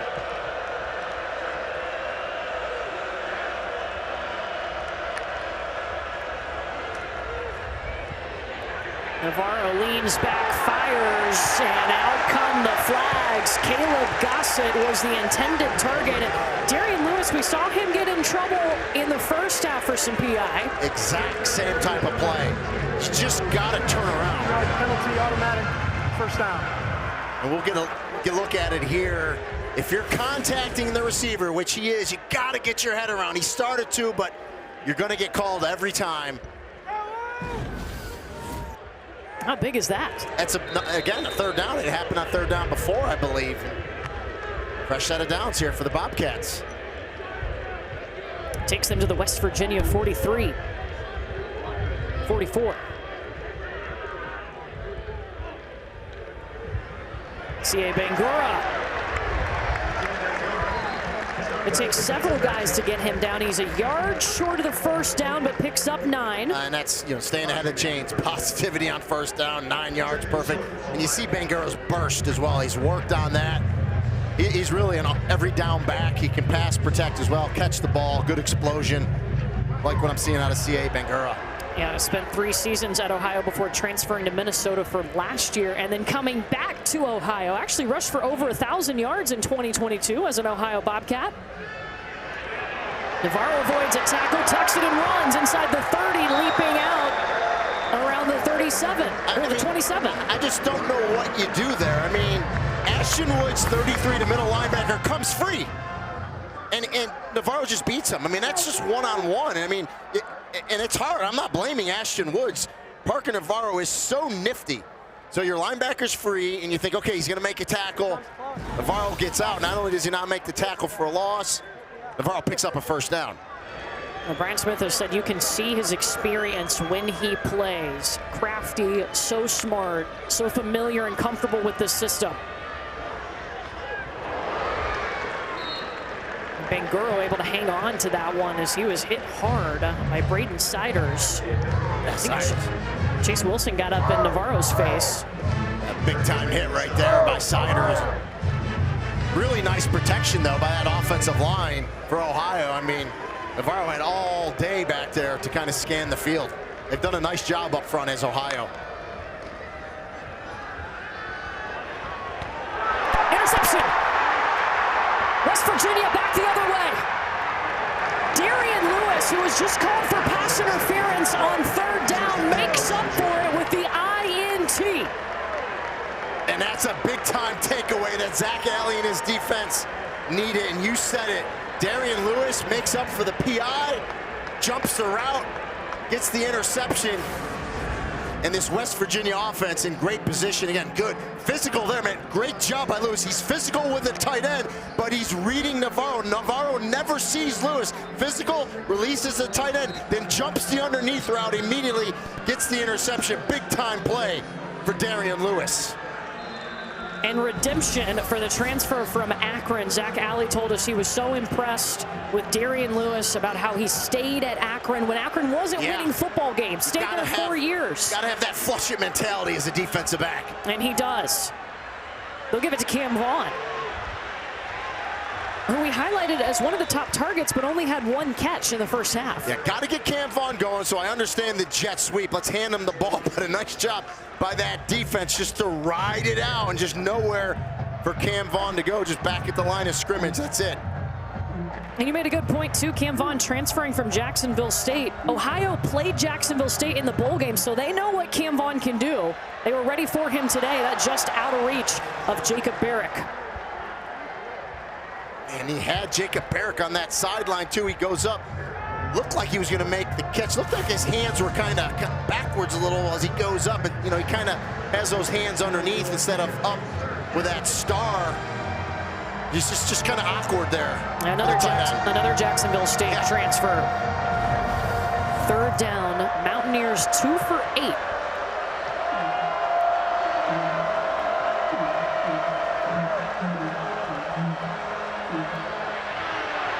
Markio still alive, but not for long. Nemo Dukes drops the QB. And Michael Molnar as well, 25. The Mike linebacker wears the green dot, the communication. He read it immediately when Markio stepped up. Watch the coverage in the back end. Too deep zone. Look at him rotate over nicely. And then as soon as Markio decides, I'm going to run, Molnar was the first to break on it. Dukes was there as well. Again, very disciplined defense for Ohio. An important stop for them after Parker Navarro just threw the interception. This punt goes out of bounds inside the 15. Ohio looking to get back on track after the interception on their last offensive series.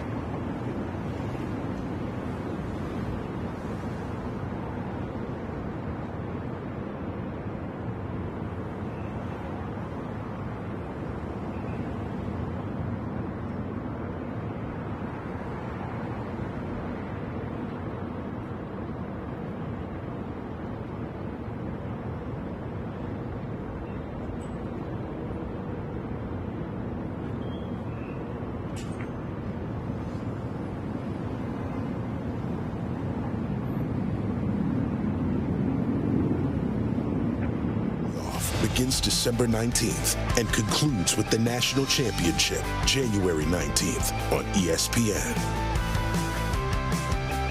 Let's take a look at this week's college football rankings brought to you by Chick-fil-A. Marini, we got to drive by the shoe yesterday when we landed in Columbus. Ohio State's got Grambling just about an hour and a half away from here. No problem with Grambling today. We talked about Ohio goes there next week. Penn State took care of FIU.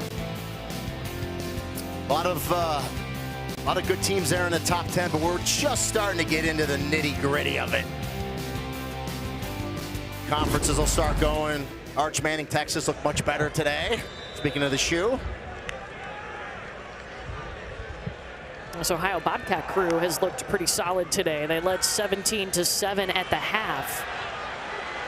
And Parker Navarro, a big reason for that. Picks up 9 on the play. On the last drive, he threw an interception. Yeah, and so he's got to flush it too with the memory, and he does. But again, when your quarterback kind of at will can pick up 6, 7, 8 yards on first down, That puts you in such a bind defensively, keeps them ahead of the chains. 2nd and 2 is a wonderful down to be in if you're a play caller. Way on schedule, if you will. Yep. Duncan Brune is the running back. They put Gossett in motion. Brune's turn. And he gets the first down. Well, while there is a new head coach for this Ohio team, Brian Smith is in his 4th season at Ohio. So yes, there is new leadership, but just at the head job, I mean, the consistency, they were able to keep their defensive coordinator, their quarterbacks coming back. That's huge. Hauser's been here 3 years, defensive coordinator. Isferding, 13 years, offensive coordinator. So I talk about stability when I think Ohio, and a lot of experience. And of course, to have a 4th-year quarterback like Parker Navarro back, it's paying dividends for them.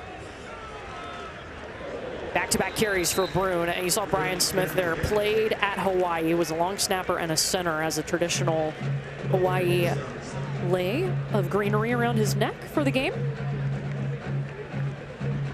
Yep, never forget where you came from, right? Love it. Talked about that in our production call with him. We found out he was going to get the head coaching job when the team was at Universal Studios for their bowl game. He was doing media and was trying to find his family to go on a roller coaster and found out he was going to be the head coach. Well, you know, Orlando, I happen to live there. It's my hometown. It's the happiest place on earth, whether you're at our boss, Disney, or a competitor down the street, Universal. So yeah, it's pretty happy for Brian Smith and his family, right, to learn that and then go out and win that bowl game. So he went 1-0 right away with a bowl win over Jacksonville State, Rich Rodriguez's school, but he had left for West Virginia already, so a lot going on there.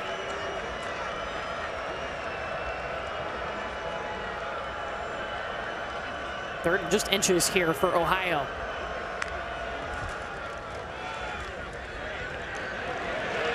Yeah, no problem for C.A. Bangura. Still going, still getting that push. You know, and watching that, talking to Zach Alley and talking to Rich Rodriguez, the defense, they needed to bolster the middle of the defense, stronger in the middle. Well, you see it right there. Look at the push.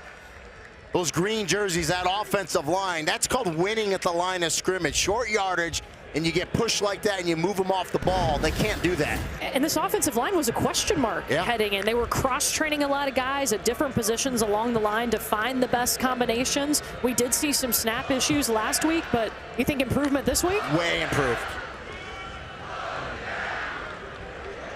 Oh, Bangura's still going. He just has that will in him. It's all effort. You talk about keep the legs moving. You hear people say keep the legs churning.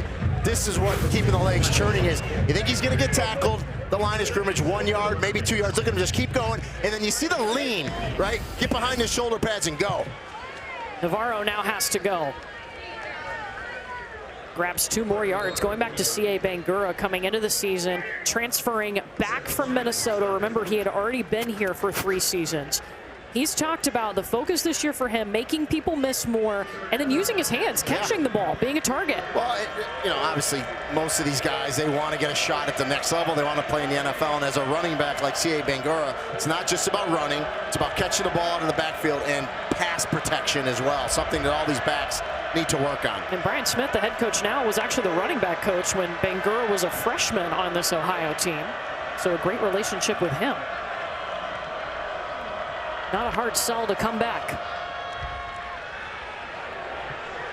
Throwing it up for Mason Williams in all kinds of traffic. Never had possession. That'll be incomplete. Well, and it looked like Chase Wilson, 30, the linebacker, he was on coverage on the tight end Williams, and he looked like he grabbed him. Didn't get the call. The ball goes in and gets knocked away. It looked like you grabbed him right off the route, but what a job, though, by Chase Wilson to fight back and knock that ball out. Close to a catch and a fumble, but it goes incomplete. But that's how you don't give up on the play, Chase Wilson. Nice job. Chase Wilson, one of the most experienced guys for West Virginia. 4th down, here they go.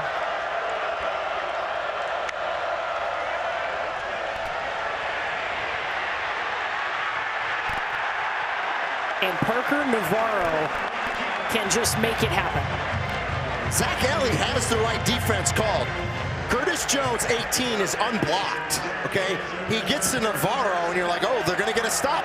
And Navarro just beats him with his feet. He's done it time and time again. I mean, it's really hard to put a defensive end or even a linebacker one-on-one with Navarro, because Navarro's going to win most of the time, and he did right there on 4th down. Bobcats keep driving. This will be the 10th play on this drive. Bangura, middle of the field. Came out of the backfield to use his hands like we talked about. You know, going back to Navarro and head coach Brian Smith, who's also the offensive coordinator, what trust he has in Navarro to say, you know what, I'm going to leave the ball in your hands, 4th down, tight game. I know you'll make the right decision, and if all fails, he'll make the play with your feet.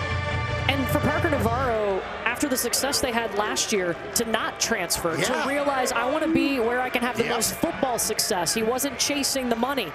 Brian Smith was very complimentary of that. Back to Bangura, drops it. That would have been a 1st down.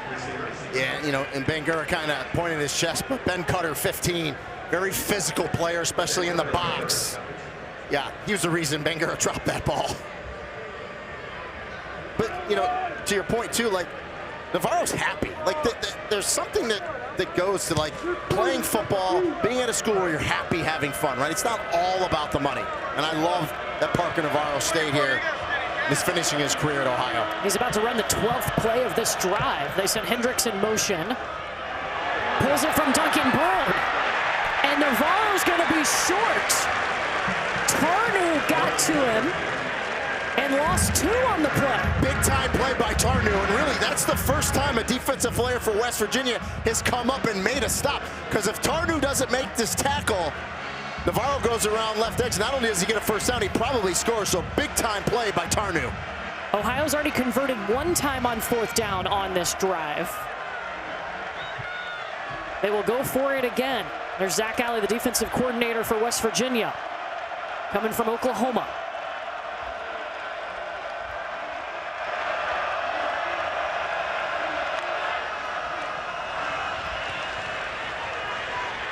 Navarro trying to direct traffic. He's got pressure, spins out of it. And heaves it to West Virginia.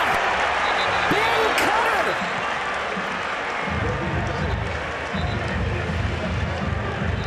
And there is a flag on the play on the far sideline. There's a flag by the West Virginia sideline. We'll see what the call is, but tremendous defense by West Virginia that time. We'll see if it's going to hold up. Illegal shift, number 6 and number 85, offense. That penalty is declined. The result of the play is an interception, 1st down, West Virginia. Timeout on the field. This West Virginia defense, its 2nd interception of the game. Ben Cutter coming up with the pick.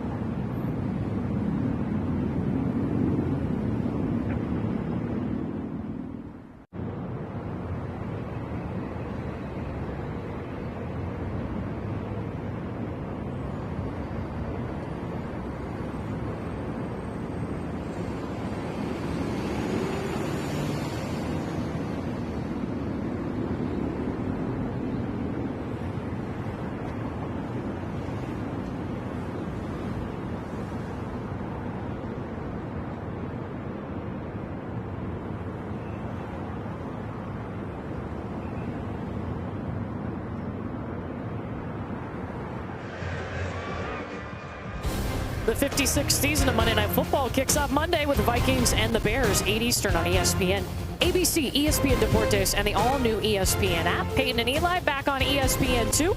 Coverage begins with Scott Van Pelt and Monday Night Countdown crew at Soldier Field at 6 Eastern. Courtney Lyle and Rainey Angolia with you here in Athens, Ohio. Parker Navarro just threw his second interception, both coming in the third quarter, and now West Virginia has got a new quarterback in, Jalen Henderson. The transfer from Texas A&M, spent a couple seasons there and a couple of seasons at Fresno State. Yeah, big and powerful, has really good speed, 6'3", 227, and looking to get a little change of pace here. A nice run on first down by Henderson. And Rich Rod told us the moment is never too big for Jalen Henderson. He has SEC experience. Takes it to the 49-yard line, still on the West Virginia side of the field. The entire rest of this game, it's been Nico Marchiol who won the starting job in camp. Well, and right there, DJ Walker, number 2 for Ohio, comes up and makes the tackle. If Henderson can beat him, he's got a lot of green turf in front of him, so that's just game reps for Henderson. We saw Henderson get 2 carries last week for 40 yards. This time he'll hand it off to Sincere Bowers, and it's a loss on the play. If you're just tuning in, West Virginia lost Jaheim White. It has been confirmed he will not return to this game. He was injured, their main running back, in the second quarter. And just not getting any movement up front is that offensive line. And Nehemiah Dukes, 44, to defensive tackle, who they thought was going to probably be a backup. He's won the starting job, and he's been very active that time. Got across the face of the offensive lineman and just kind of causing all kinds of havoc, and just like that, it's a 3 and out. Rini, it's the 5th 3 and out for West Virginia. Both times that Ohio has thrown an interception, West Virginia can't capitalize. And Max Rodarte lets this punt go into the end zone. And you don't take advantage of a great defensive stop, right?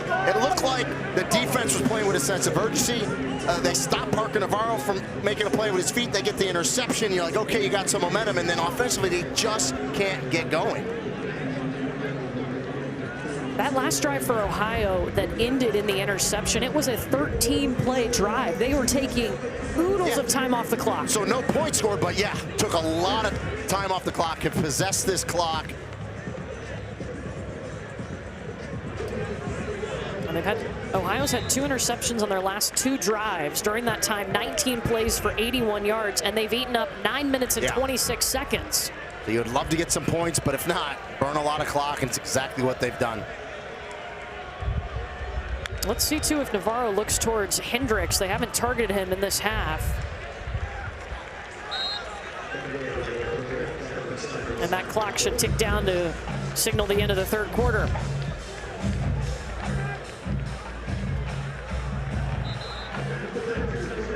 We head to the fourth quarter with Ohio in front of West Virginia. Ohio hasn't beaten West Virginia since 1949. 1 quarter left to play here in Athens.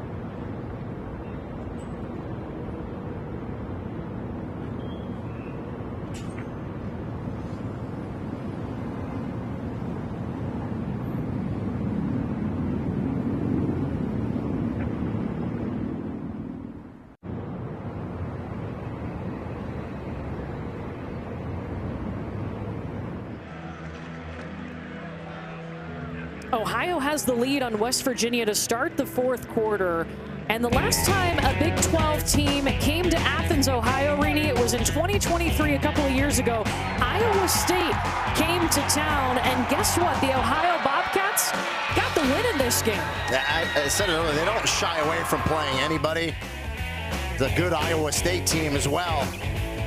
It was Rodney Matthews' interception that was able to seal that win for Ohio, 10-7 over Iowa State just a couple of years ago.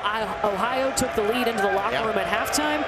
They lead here 17-10 with a quarter to play.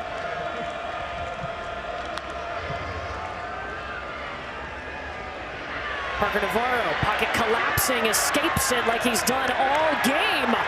Dancing on the sideline, spins out shy of the 40. And it does look like this half, the West Virginia defense is playing with more of a sense of urgency to stop Parker Navarro. They keep him in the pocket, but again, he steps up. And then if a linebacker or safety can't come up, and there's Fred Perry, who's actually played excellent today, can't make the tackle, that's what happens, just big-time runs. A 19-yard pickup. He's thrown 2 interceptions, both of those coming in the third quarter. West Virginia didn't get any points off of those interceptions. C.A. Bangura. Gain of 3. He's hit over 50 yards on the ground in this game. Justin Harrington, safety, came up, made a nice hit. You know, Fred Perry, talked about him. He's got 9 tackles today, 2 TFLs, a sack, and a pass breakup. Very active. Number 5, the nickel for West Virginia. You know, it's an Ohio team that last week felt like they had the capability to beat Rutgers. They lost by 3. Saw their potential in that game. There's going to be a timeout, Ohio. And you've seen that belief carry over into this game against West Virginia.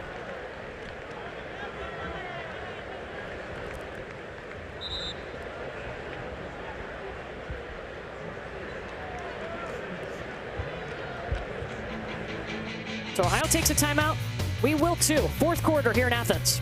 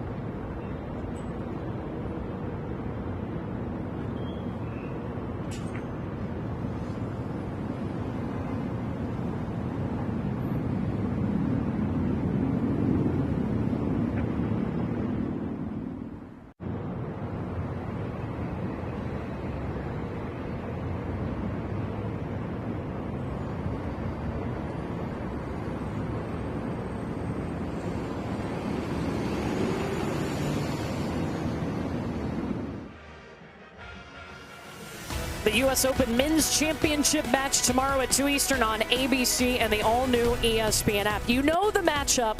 Sinner versus Alcaraz. Coverage begins with the men's preview show at 1 Eastern. First time in the Open era with the same two men contesting 3 straight major finals. Chalk, 1 versus 2, right? Crazy battle for number 1. That's tomorrow. Right now, Ohio trying to add to its lead. And the third interception of the game thrown by Parker Navarro. At a much-needed time. Zach Alley's defense, their goal Interception, first down, West Virginia. is 3 takeaways a game. That's their third. They had 2 last week. This is a defensive unit, Court. Last year, only had 11 takeaways all season. They got 5 already this year, 3 today, and a big-time interception by Chase Wilson. It looked like his hands were underneath it. I don't even think replay will stop that. Clear interception to me. Now, can the offense do something with it? And will the quarterback be Jalen Henderson or Nico Marchiol? We shall see. And the first 2 interceptions thrown by Parker Navarro. West Virginia didn't get points off of them. Can they change that here?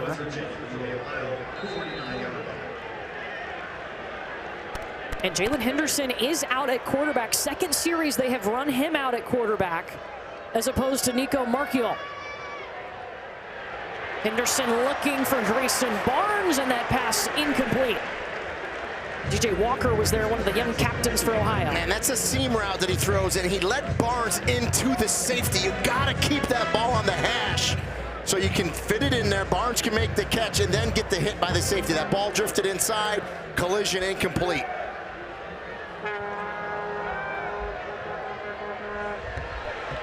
Henderson on the move, on the far sideline over the head of Cam Vaughn.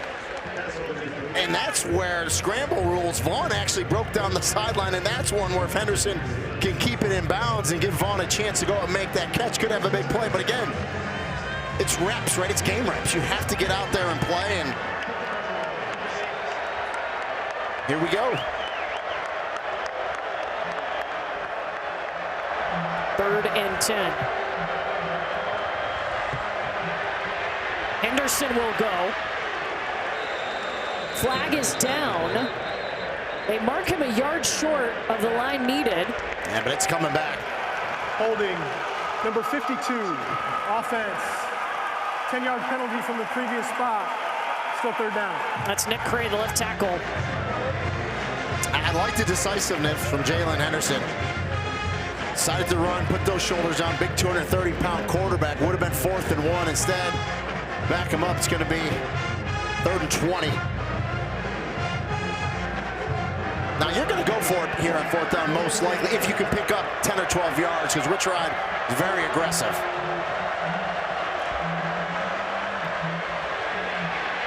Henderson in trouble. Dropped by the Bobcat defense. Nehemiah Dukes and Derek Reagans. And now you got to punt this thing, and there he is, that guy, 44. Dukes, once again, been very active from his defensive tackle spot. A Youngstown State transfer. And he spins off. It just kind of waits. It's not like he got upfield with penetration, but spins off the block, waits for Henderson to come out of the pocket and makes the tackle. Well, you just saw one of the players, I think it was Jaden Bray, being carted off for West Virginia.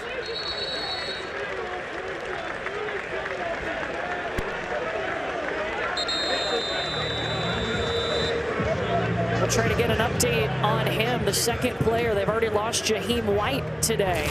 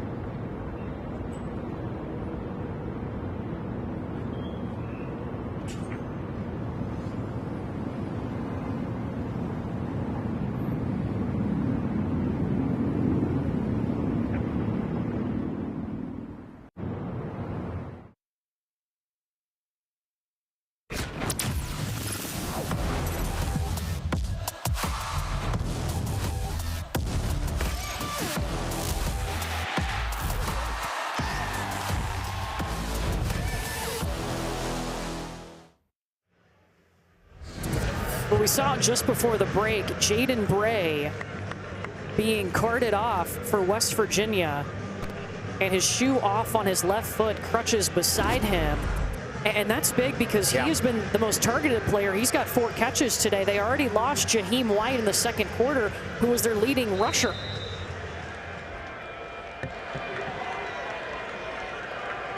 Parker Navarro has thrown 3 interceptions for Ohio today, but West Virginia hasn't got points off of any of them.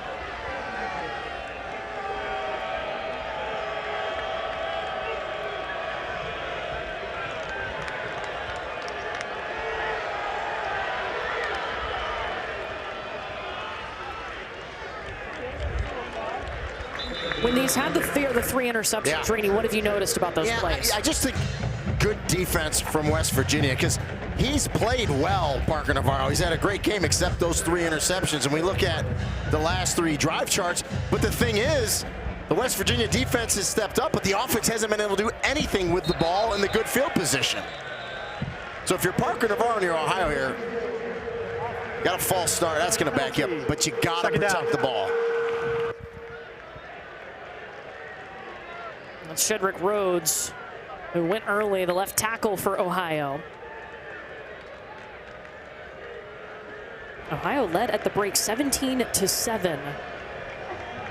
And West Virginia got the ball to start the second half, came out of the locker room, marched down the field, and got a field goal. Nobody scored since then. This is Chase Hendricks. Flags are out. Multiple flags come out on this play. You're going to have a couple different holdings, it looks like, here. Because they're definitely holding on the outside when Chase Hendricks broke out, but I think we're going to have holding back the line of scrimmage. They'll decline the one and accept the other. But you didn't think Hendricks was going to break out of that tunnel screen because it's not designed to go to the outside, and he bounces it, and I think it's going to be for naught. There are 2 fouls on the play. Holding number 11, offense. That penalty's declined. Holding number 51, offense. That penalty is accepted at the spot of the foul, 10 yards, second down. So Davion Weatherspoon, the holding on him will be the one that's accepted.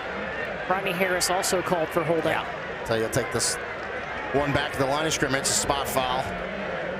Brian Smith was not happy with that sequence, and now they're in a hole here. Looking for their own 33-yard line. Duncan Brune.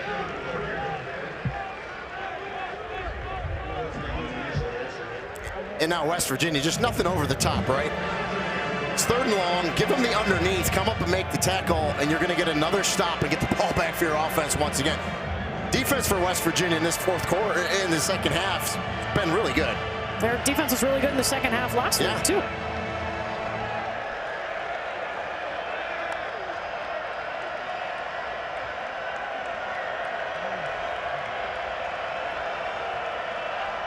Ohio's been using as much clock as possible. Navarro connects with Ian Pugh on the near sideline, still short of the first down. Yeah, deep out cut. Even that's not going to hurt you. It's still going to force Ohio to punt the ball here. And they mark it at the 29, and here comes the punt team. Now, what it does do is, within 5 yards, gives you a first down. So you got to hold your water here defensively for West Virginia. Make sure you do not go off sides.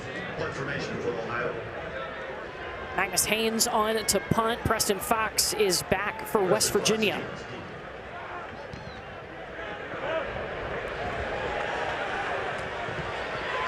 He's going. Stopped at the 30.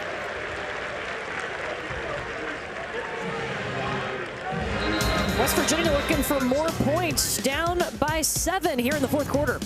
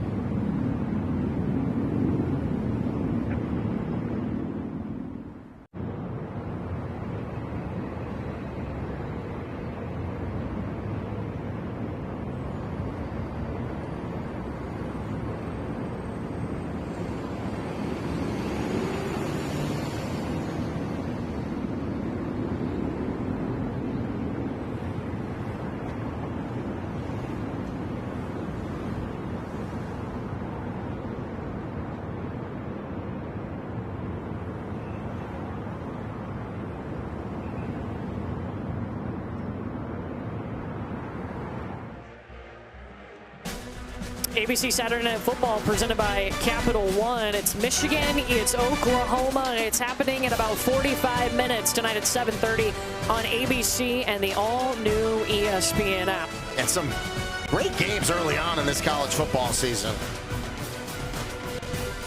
So West Virginia, who has gone 3 straight 3-and-outs, we saw for the last 2 series, they ran Jalen Henderson out there at quarterback, but Nico Marchiol is back at the quarterback position.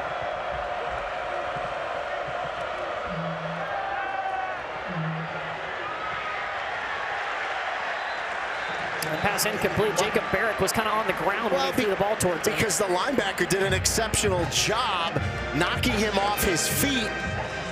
Marchiol wanted to go to him, but Barrett got knocked down, couldn't get back up. I believe it was Michael Molnar, and exactly what you want to do defensively. He's at the line of scrimmage, so you can do that. It's not pass interference. Marchiol sitting in the pocket to throw. Cam Vaughn bounces off a defender, tries to hurdle another. Jumps over Tank Pearson. First down. Yeah. And if I'm Nico Marchiol, I start targeting Cam Vaughn. Just a crossing route, makes the catch, breaks the 1 tackle, uses the umpire for a little screen nicely, and jumps over Tank Pearson. And finally a first down, not a 3-and-out for West Virginia. And Cam Vaughn had 7 catches last week. Preston Fox over the top, back-to-back first downs.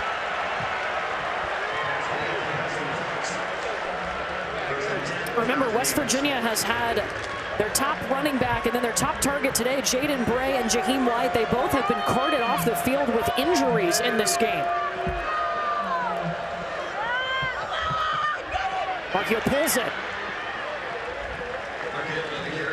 Pushes a defender to gain 2 yards.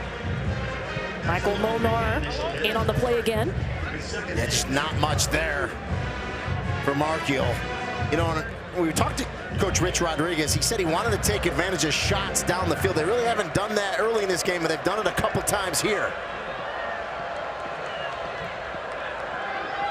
Play action for Marchiol. There's a shot down the field looking for Vaughn. He tries to go back and get it, incomplete. And they're saying he's out of bounds. He caught that ball. Side judge is saying he was on the white. We'll get a great look at it here.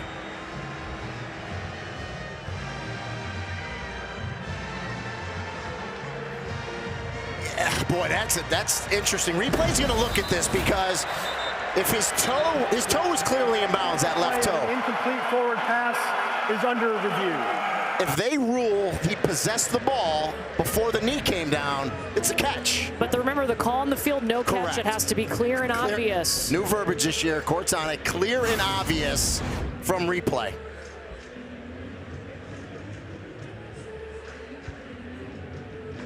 So, I mean, if you say possession's there, that's a catch. They can't review this, but it also might be a face mask. Yeah, you can't do that. That's not what they're looking at. They're looking for the catch. And so the key is control, and then does he have a body part inbounds with control? It is so bang-bang, and you're on it, Court. They called him out of bounds. Yeah, boy, that left foot looks in, and I kind of tend to go with the offense here, former offensive back. I kind of think he controlled it before the knee hit. But is it clear and obvious? Correct. It's clear and obvious to the West Virginia fans and Pat McAfee. It's probably not clear and obvious to the Ohio fans. But boy, is that close. And the ruling on the field out of bounds, so if they do uphold that, they'll say it's upheld. It's one of those ones where whatever way the official called it, it probably wasn't going to get overturned. But this is a big review here for this game. Yeah, West Virginia has had opportunities. Their defense has gathered 3 interceptions today, but their offense hasn't been able to turn any of those into points. Yeah, let's look at the reverse angle here. The right foot never hit down until after. The question is that left foot was clearly in. Did he possess it before the left knee hits, guys? Run it a little more. Wow. Ooh. It is so close. And I'm with you, right? Clear and obvious. Probably not. It's probably going to be upheld, but wow. is that close. They've got a decision.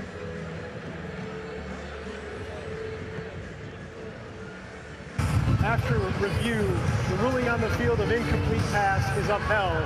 Third down. Yeah, it'd be tough to see anything clear and obvious there to overturn And you know it. me, normally I'm not wishy-washy on it. I'd like to say what I think it is, but they got it right. But that's one of those ones, if the official calls it a catch, it's not getting overturned either. So it's whatever was called on the field, there was nothing clear and obvious anyway to overturn that. And it gets upheld. So now we get back to 3rd and 8 here for West Virginia. And West Virginia in this half is 1 for 5 on 3rd down.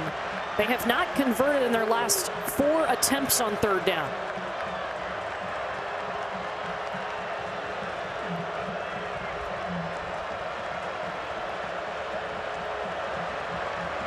Markiel.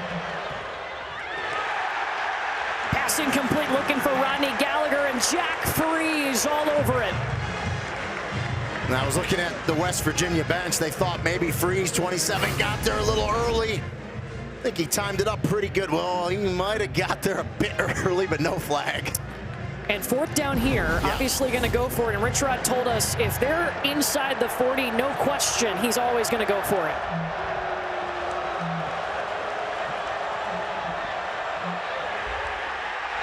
Markiel got the pass off to Clay Ash coming out of the backfield, still short. Molnar and Freeze in on the action. The other thing with this Ohio defense today, they have tackled extremely well. And a lot of times early in the season, you see missed tackles. Watch the pressure.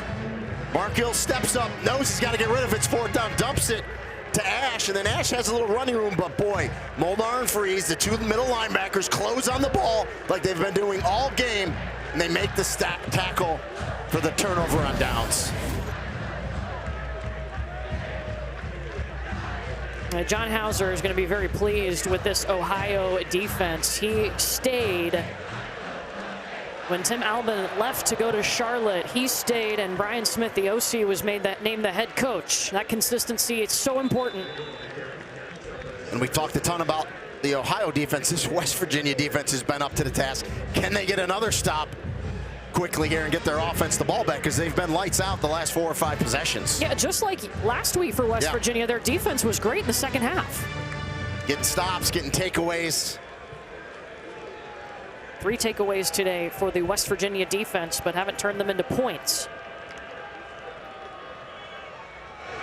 Bangura battling forward to the 42-yard line. Good tough run, and obviously makes it a much more manageable 3rd down here, 3rd and a long 2. And while West Virginia, we've seen they want to play with tempo, they want to go fast, Ohio has been fine, especially with the lead, to milk this clock. Take their time.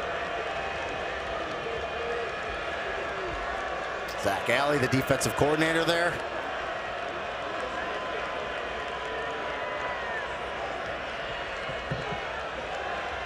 They'll put Hendricks in motion. Throwing to Chase Hendricks. They dropped the ball at the 45. Completed pass with a forward fumble out of bounds. The ball is going to be short of the line of game. It's going to be 4th down. Yeah, so he fumbled it out of bounds forward. By rule, it's going to go back to where he fumbled it. Let's take a look at it. He's taking the ball out because he was going to reach it across the marker, and in doing so, he fumbled the ball. So Tarnu again, 14 for West Virginia, broke on it and made that play. Wow, so now you got to punt. Yeah, you got to. You cannot mess around. You got to punt. Haynes on to punt. Fox back for West Virginia.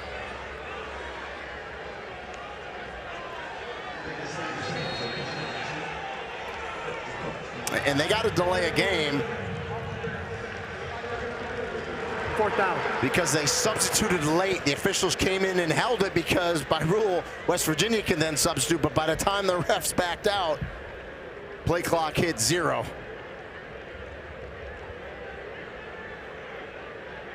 So 6:28 left in this game. West Virginia's got all 3 timeouts, plus, of course, the 2-minute timeout. I mean, it's basically been a defensive slugfest here in the second half.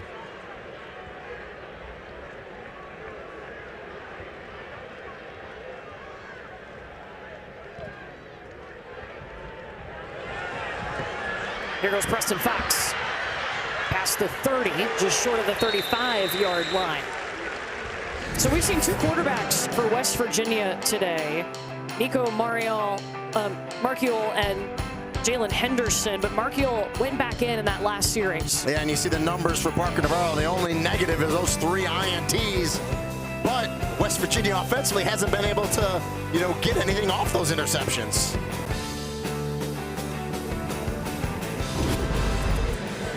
And we're going to see Marchiol again. I think he's the better downfield passer to stretch the field. And they need to do that. They did it a little bit last possession. Gallagher in motion gets the ball.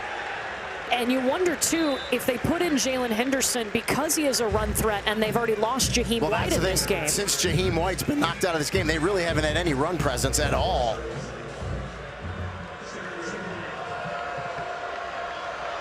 It's hard when you're one-dimensional.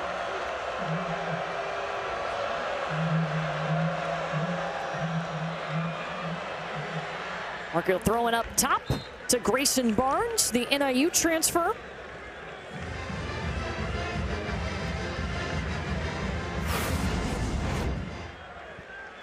He'll tippy-toe the sideline. Clearly gets both feet in. Would have been good tomorrow, Sundays.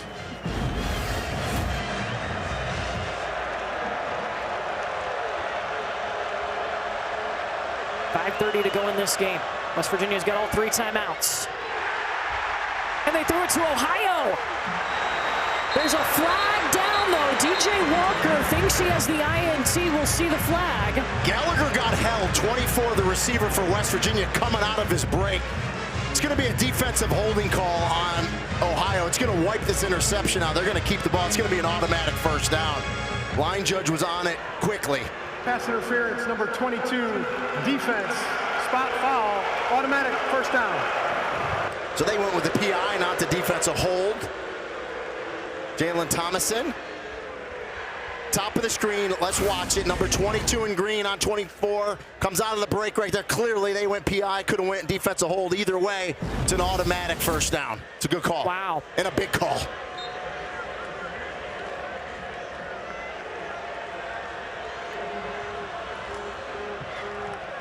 Clay Ash on the ground. Looking to drive forward, takes it to the 45-yard line. Second down on the way.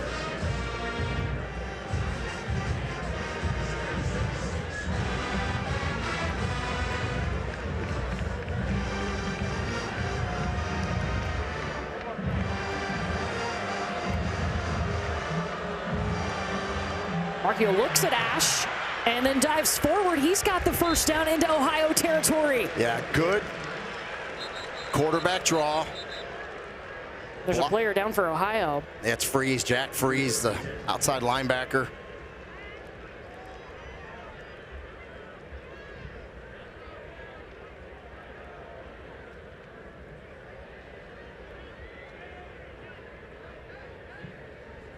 Jack Freeze, a walk-on who has become a starter for this Ohio defense. We've called Freeze 27 and Molnar 25 out a bunch today. Those two linebackers, very active. Got a shot in the spring and just absolutely ran with it. No doubt he was going to be a starter. Ran with it in the spring, carried it over, had a great fall camp, and then right into this season. So you hope he's okay. And you see them looking at his right leg. We're going to take a look at it here. He's 27 on the right side of the screen. This is a quarterback draw called. It's blocked nicely. Kind of gets pushed from behind, and then, oh, yeah, you just kind of see you get hit lower body coming in to tackle Marchiol, and, stuff gets bent and twisted, and he's up. That's a good sign. Let's hope he's okay. Yeah, he's putting weight on both legs.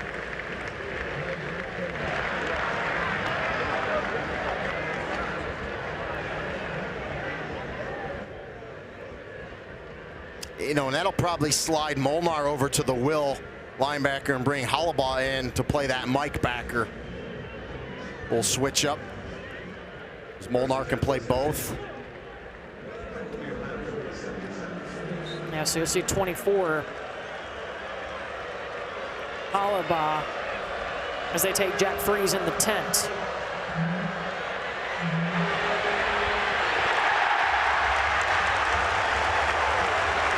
Michael Molnar right on cue. But 16, Joseph Marsh, the defensive end, made this play. Watch the penetration 16 in green gets right away. Markiel couldn't do anything. He's right in his face. He pushes the offensive lineman back.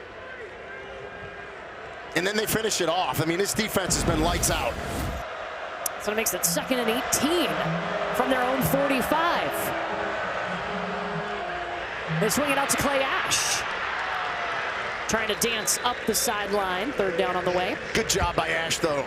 Gets to that sideline, doesn't try to cut it back. Just get down the sideline, get as much yardage as you can. And now 44, Nehemiah Dukes, who we have called his name a lot. He's down right now for the Ohio defense. And you kind of, you hear some boo bugs because there is a lot of West Virginia fans who are thinking, oh, you're trying to slow us down. There is a new rule this year, feigning an injury, but it's only if you go down after the ball's spotted. And Dukes went down real early after this play. Ball wasn't close to being spotted. He's been credited with 6 tackles today for this Ohio defense. And it's like they're stretching out his left leg. Yeah, you hope it's a cramp. The big guy's been very active today. We've called his name out a bunch, and where's that 44? Kind of runs like a fullback, but he's 290, so 6'1", 290 defensive tackle has been active today. Needs to get some electrolytes in him, them hydrated up.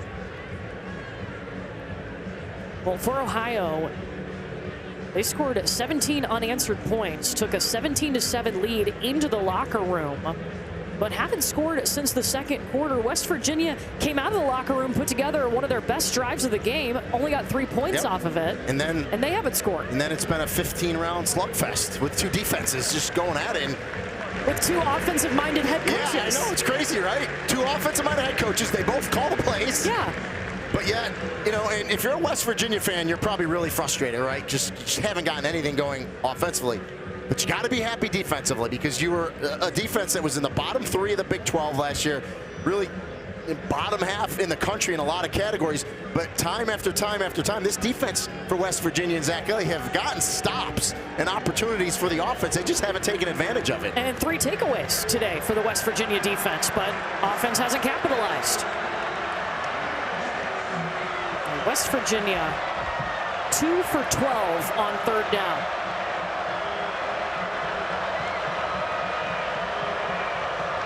Cam Vaughn, by the way, at the top of your screen. Yeah, I think he jumped. And that's just a killer. You can't do that. False start, number 4. Offense, 5-yard penalty, 3rd down. Especially when you're a wide receiver in the slot.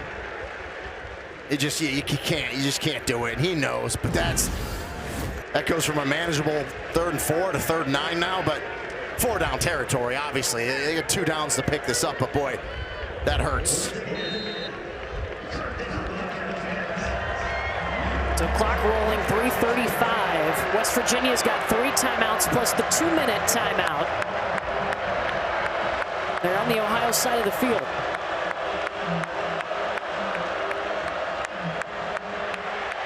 Markiel hit as he throws and threw it to Ohio.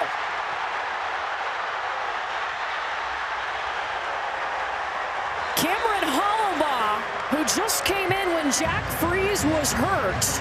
A guy that's been rotating through in the spring, Reedy. He was playing baseball at Walsh. Yeah. And which is a Division II school, comes up with a big interception. Big pressure on Markiel. Right in his face, tries to get the throw off. His arms definitely hit. Just you see the pocket get pushed back. That was Crable 12, I think, that got a piece of him right as he threw it. Ball kind of flutters, and Hollaball's there for the interception.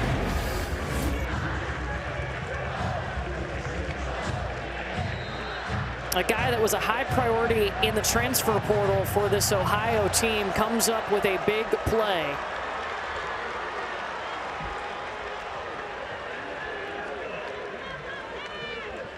And now Ohio right away in West Virginia territory. Navarro scrambling.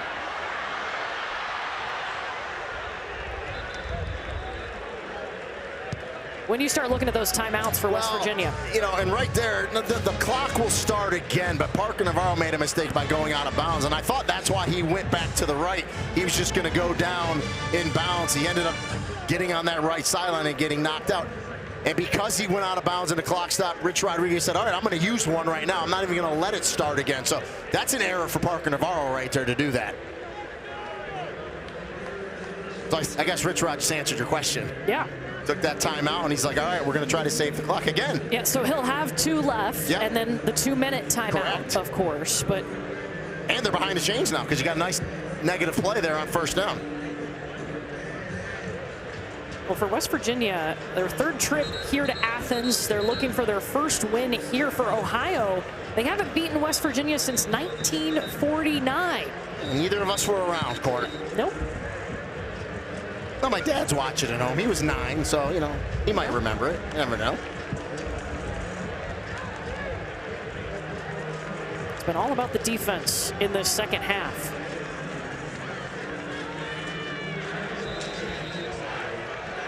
Second and 15.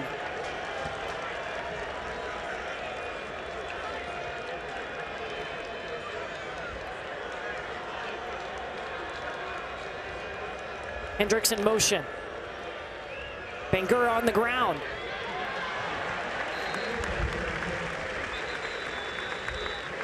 And he's tackled by Ashton Woods. And West Virginia is going to use another timeout. Yeah, because once you start calling them, go ahead. So this, interesting here on 3rd down. Interesting call, first of all, for Brian Smith. Okay, do you get aggressive and try to get the first down, right, through the air? Or do you just run it, see if you can break it, but enforce West Virginia to take another timeout? We'll see. Well, the all-new ESPN app is the best way to watch sports. All of ESPN, all in one place with live games, live stats. Plus, you can track your fantasy teams and personalize with your favorite leagues, teams, and players.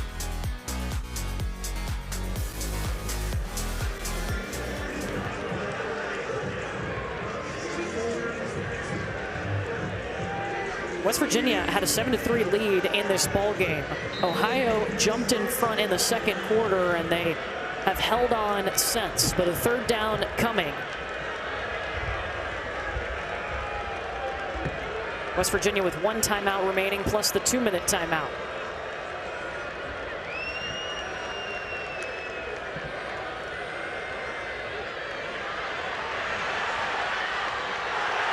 Navarro's got the first down. And it's something we've seen all day. Parker Navarro extending the play, extending the drive. And I thought the defense had him where they wanted him, but again, he just steps up, breaks 1 tackle. Once he broke 1 tackle, and that was 33 Ashton Woods, you knew he was going to be able to get the first down. Oh, goodness. And Chase Wilson right now, the green dot for West Virginia. That means he wears the coach to player radio. He's being looked at by the training staff. And you're just going back to that play, too. It looked like a pass play, but to me, I got to believe Brian Smith through Scott Isfording, the offensive coordinator, got in Parker Navarro's speaker and said, listen, it's a pass play, but just run the ball. Don't risk throwing another interception. You're good with your feet. Show pass. They have to defend it, but then find a seam and go.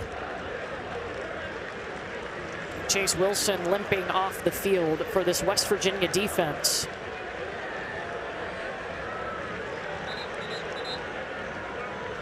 Parker Navarro today, 5 runs of 10 or more yards. That's 1 shy of his career high. Now you still get a stoppage at the 2-minute timeout, and you still have a timeout left. So this game isn't over yet. Defense can still come up big here for West Virginia, but they're really behind it right now.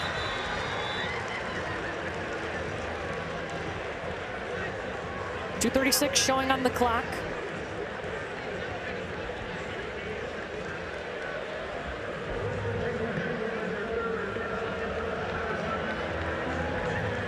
Oh, and West Virginia's going to take the timeout. Because I didn't realize, because there was an injury, the clock was going to start. Yeah. So it actually ran, I think, 4 seconds, or a few seconds. They may reset it, but they had to use that timeout. So now you're really behind it. And so West Virginia will be out of timeouts. The 2-minute timeout is still on the way. But it is a team who uses tempo. Yeah. And they go fast. So you're going to run a play here for Ohio. It's going to go to 2 minutes. So then it's 2 minutes, right? You can roughly run off 40-second play clock, 45 seconds per play. Do the math with me, Court. In 90 seconds, that's a minute and a half. Get the fourth down. I mean, it's really tight. Yeah, it's if tight. you get the ball back, there's going to be very, very little time left.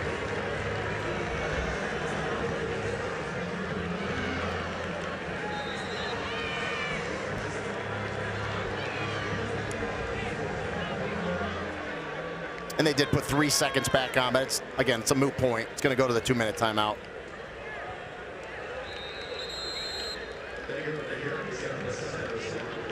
And obviously Ohio will just want to run the football and let that clock go to the 2-minute timeout.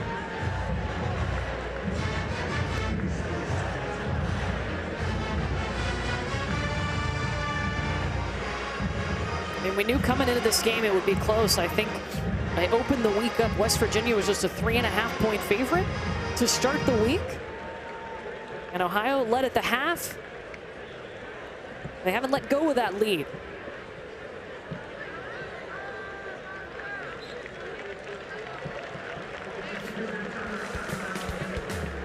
Two minutes to decide this ball game. Ohio with the football when we come back.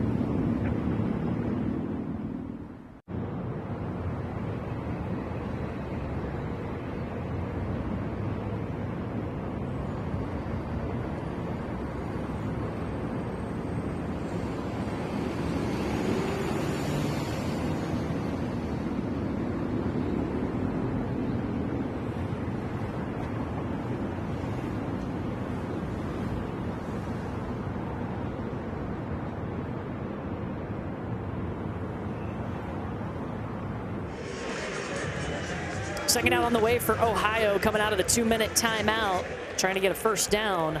Ohio seeking its first win against West Virginia since 1949. West Virginia's had chances.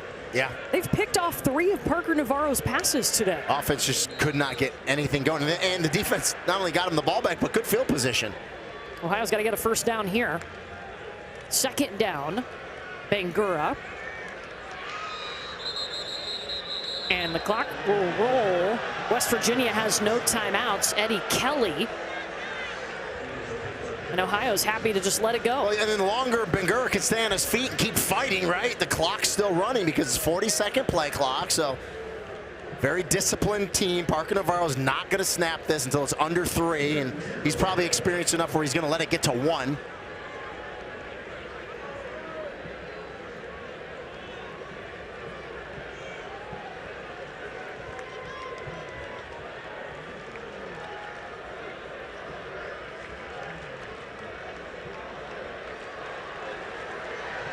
They ran out of time. Huge mistake. Yes. Huge mistake. Delay a game. Offense. 5-yard penalty. 3rd down. Wow. Game clock operator, please reset the game clock for 1 minute, 12 seconds. You can't do that. It's the only way the clock can stop is if you have a penalty. And so I was like, okay, he's going to run it down to 1, and he just was too nonchalant. So now the clock stopped. Doesn't start to the snap, and it's 3rd and 16. So huge opportunity here for West Virginia. Wow. Trying to get to the 26-yard line.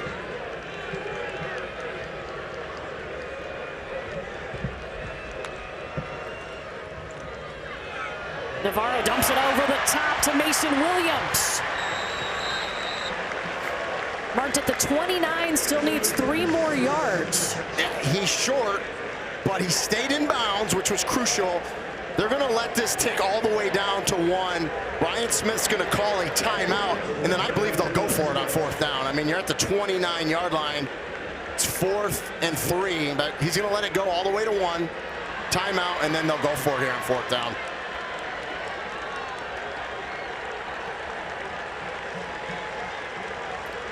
And there's no way you would kick it here. It's their backup kicker, and even if it was your starting kicker, you don't want to risk a block. So you know, most coaches would never kick it in this situation, although it puts you up by 2 scores. In college, anyway. NFL, different story. Charge timeout and a half. 30 seconds delay. So 22 seconds showing on the clock. 4th down on the way here for Ohio. And I believe they'll go for it. So if you're West Virginia, you get a stop. The play's probably going to take, I'm guessing, about 5 seconds. So you would get the ball back with 18 seconds left, thereabout, with a chance to go down and score and tie the game or go for 2 and win it. And your offense hasn't been able to do it other than the 1 drive. Yeah, West Virginia has no timeouts. They did bump the clock up to 23 seconds on the clock. And Brian Smith's aggressive, too. He knows, guys, let's go get 3 yards and win this game. And I'd be shocked if the ball leaves Parker Navarro's hands. I think you're going to maybe fake the Bangura or let Bangura lead with a +1 type thing. Give yourself an extra blocker in the formation and see if Navarro can pick it up with his feet. A little quarterback power, possibly. 4th and 3 for Ohio.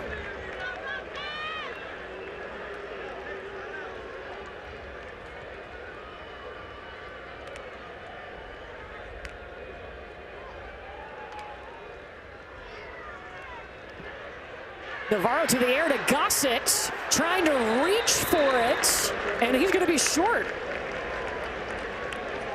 17 seconds showing on the clock. It's always off by a tick. I thought 18. As West Virginia gets the 1st down, West Virginia. West Virginia gets the stop, 17 seconds. They have no timeouts. An aggressive call by Brian Smith. Listen, he's like, we're going to throw it, try to get this 1st down. Replay's going to look at this because watch the reach at the end by Gossett. But I even think on the reach, he was short. So replay will look, because it's just like, think of that, the 1st down marker. It's at the 22-yard line. Think of it just like the goal line. If the nose of that football breaks, I'm sorry, the 27-yard line, actually, correct? Let me get. It was the 26. 26. I think they marked him at the 27. They marked him. So the ball needs to break the plane of that 26-yard line where the 1st down marker was. If it does, it's a 1st down. So think of it just like the goal line. Ruling on the field is upheld. It's 1st down, West Virginia. I like it. Nice quick by the replay. It's upheld. No clear and obvious, short by about a foot or so. So here we go. 17 seconds. Can they do what they haven't done since the 1st half? Score a touchdown. And their only touchdown today was a rushing touchdown by Jaheim White, who was injured and carted off the field in the 2nd quarter. Now they've got 17 seconds, no timeouts. The clock will stop after a first down if they choose to go through the middle of the field.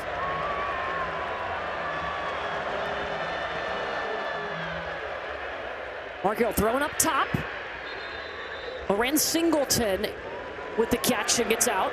And really what you want to do, Court, you want maybe one. The runner is short of the line of gain in second down. You really want one more of those On the snap. or two more, enough so Markell can reach the end zone on a Hail Mary. You just want to give yourself one shot. 12 seconds on the clock.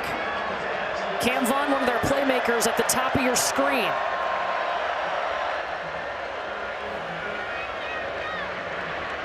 Markell instead dumps it to Clay Ash, who gets the first down and steps out of bounds. Now 6 seconds showing on the clock. And he can't reach the end zone from here.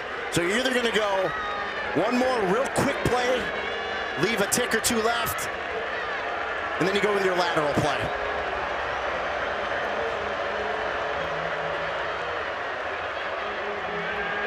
Markell in trouble, dropped. Ohio taking down West Virginia.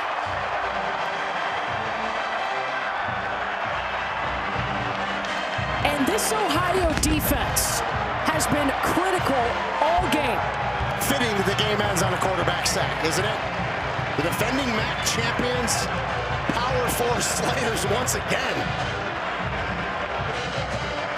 Anas Lukman got in there for Ohio and got after Nico Markell. This was not a trap game for West Virginia. I know they played Pitt in the backyard brawl next week, but everybody knew how good Ohio was coming into this game. They were prepared. There's a lot of fans here. Ohio just straight up beat them. Offense just couldn't get anything going. And here's the thing too, Court, and it's no disrespect to Robert Morris. That's who West Virginia opened up with. You don't really know how good their offense is until they get going. Let's take a look at the last play of the game. It was going to be a lateral play. They were going to get it out, start lateraling around, just nowhere to go because that defense, Lukman there, and we call out a bunch of different names for Ohio on defense today. Their defensive coordinator, John Hauser, is going to be thrilled with this outcome. Man, this Ohio defense stops the ground game. I know that West Virginia lost Jaheim White in the second quarter, but they held West Virginia to just 8 rushing yards in the last 3 quarters of this game. Yeah. And on the other side, Zach Haley and his West Virginia defense doing what they needed to do in the second half. The offense just could not get anything going today. And kudos to Brian Smith and Ohio. Played a heck of a game today. Well, AT&T keeps us connected with today's best moments. We got to shout out this Ohio defense. Well, yeah, fitting that their defensive moments, they get the stop there on 4th down. Pressure on Markell, gets knocked up in the air. Hollabaugh comes in off the bench with the interception. Just play after play that Bobcats defense made today. An Ohio team that is trying to carry over momentum from a historic season last year. This is a team that won 11 games. They won the MAC championship. They've won 6 straight bowl games. Yeah. And I almost think they know that they lost a close game to Rutgers last week by 3. They play the #1 team in the nation next week down the road in Ohio State. Not saying they can't go there and win, but they know this. They knew they could get this one, and they came out and played that way. Yeah, Brian Smith said after last week at Rutgers, he said in the locker room, the energy was what it should be. We lost by 3 points, but there was no finger pointing. The culture was good. This team saw their potential, and then a week later, they come out and beat West Virginia. And we talked because the culture is already built here. Brian Smith takes over, the culture keeps going. And, you know, there was rumors that possibly game day was going to go to Morgantown for the backyard brawl next week. I think Ohio might have slayed that as well. West Virginia had its opportunities. Parker Navarro did throw 3 interceptions today. Gotta clean that up. Yeah. Overall, what did you think about him? Tremendous, because he makes plays with his feet that are off schedule, that defenses you just can't practice for. You can all you want. You know, you can put a spy, you can do this. He just makes a lot of plays. Well, we got a final in Athens, Ohio, and it goes in favor of the Ohio Bobcats. They take down West Virginia for the first time since 1949. Ohio wins at 17-10.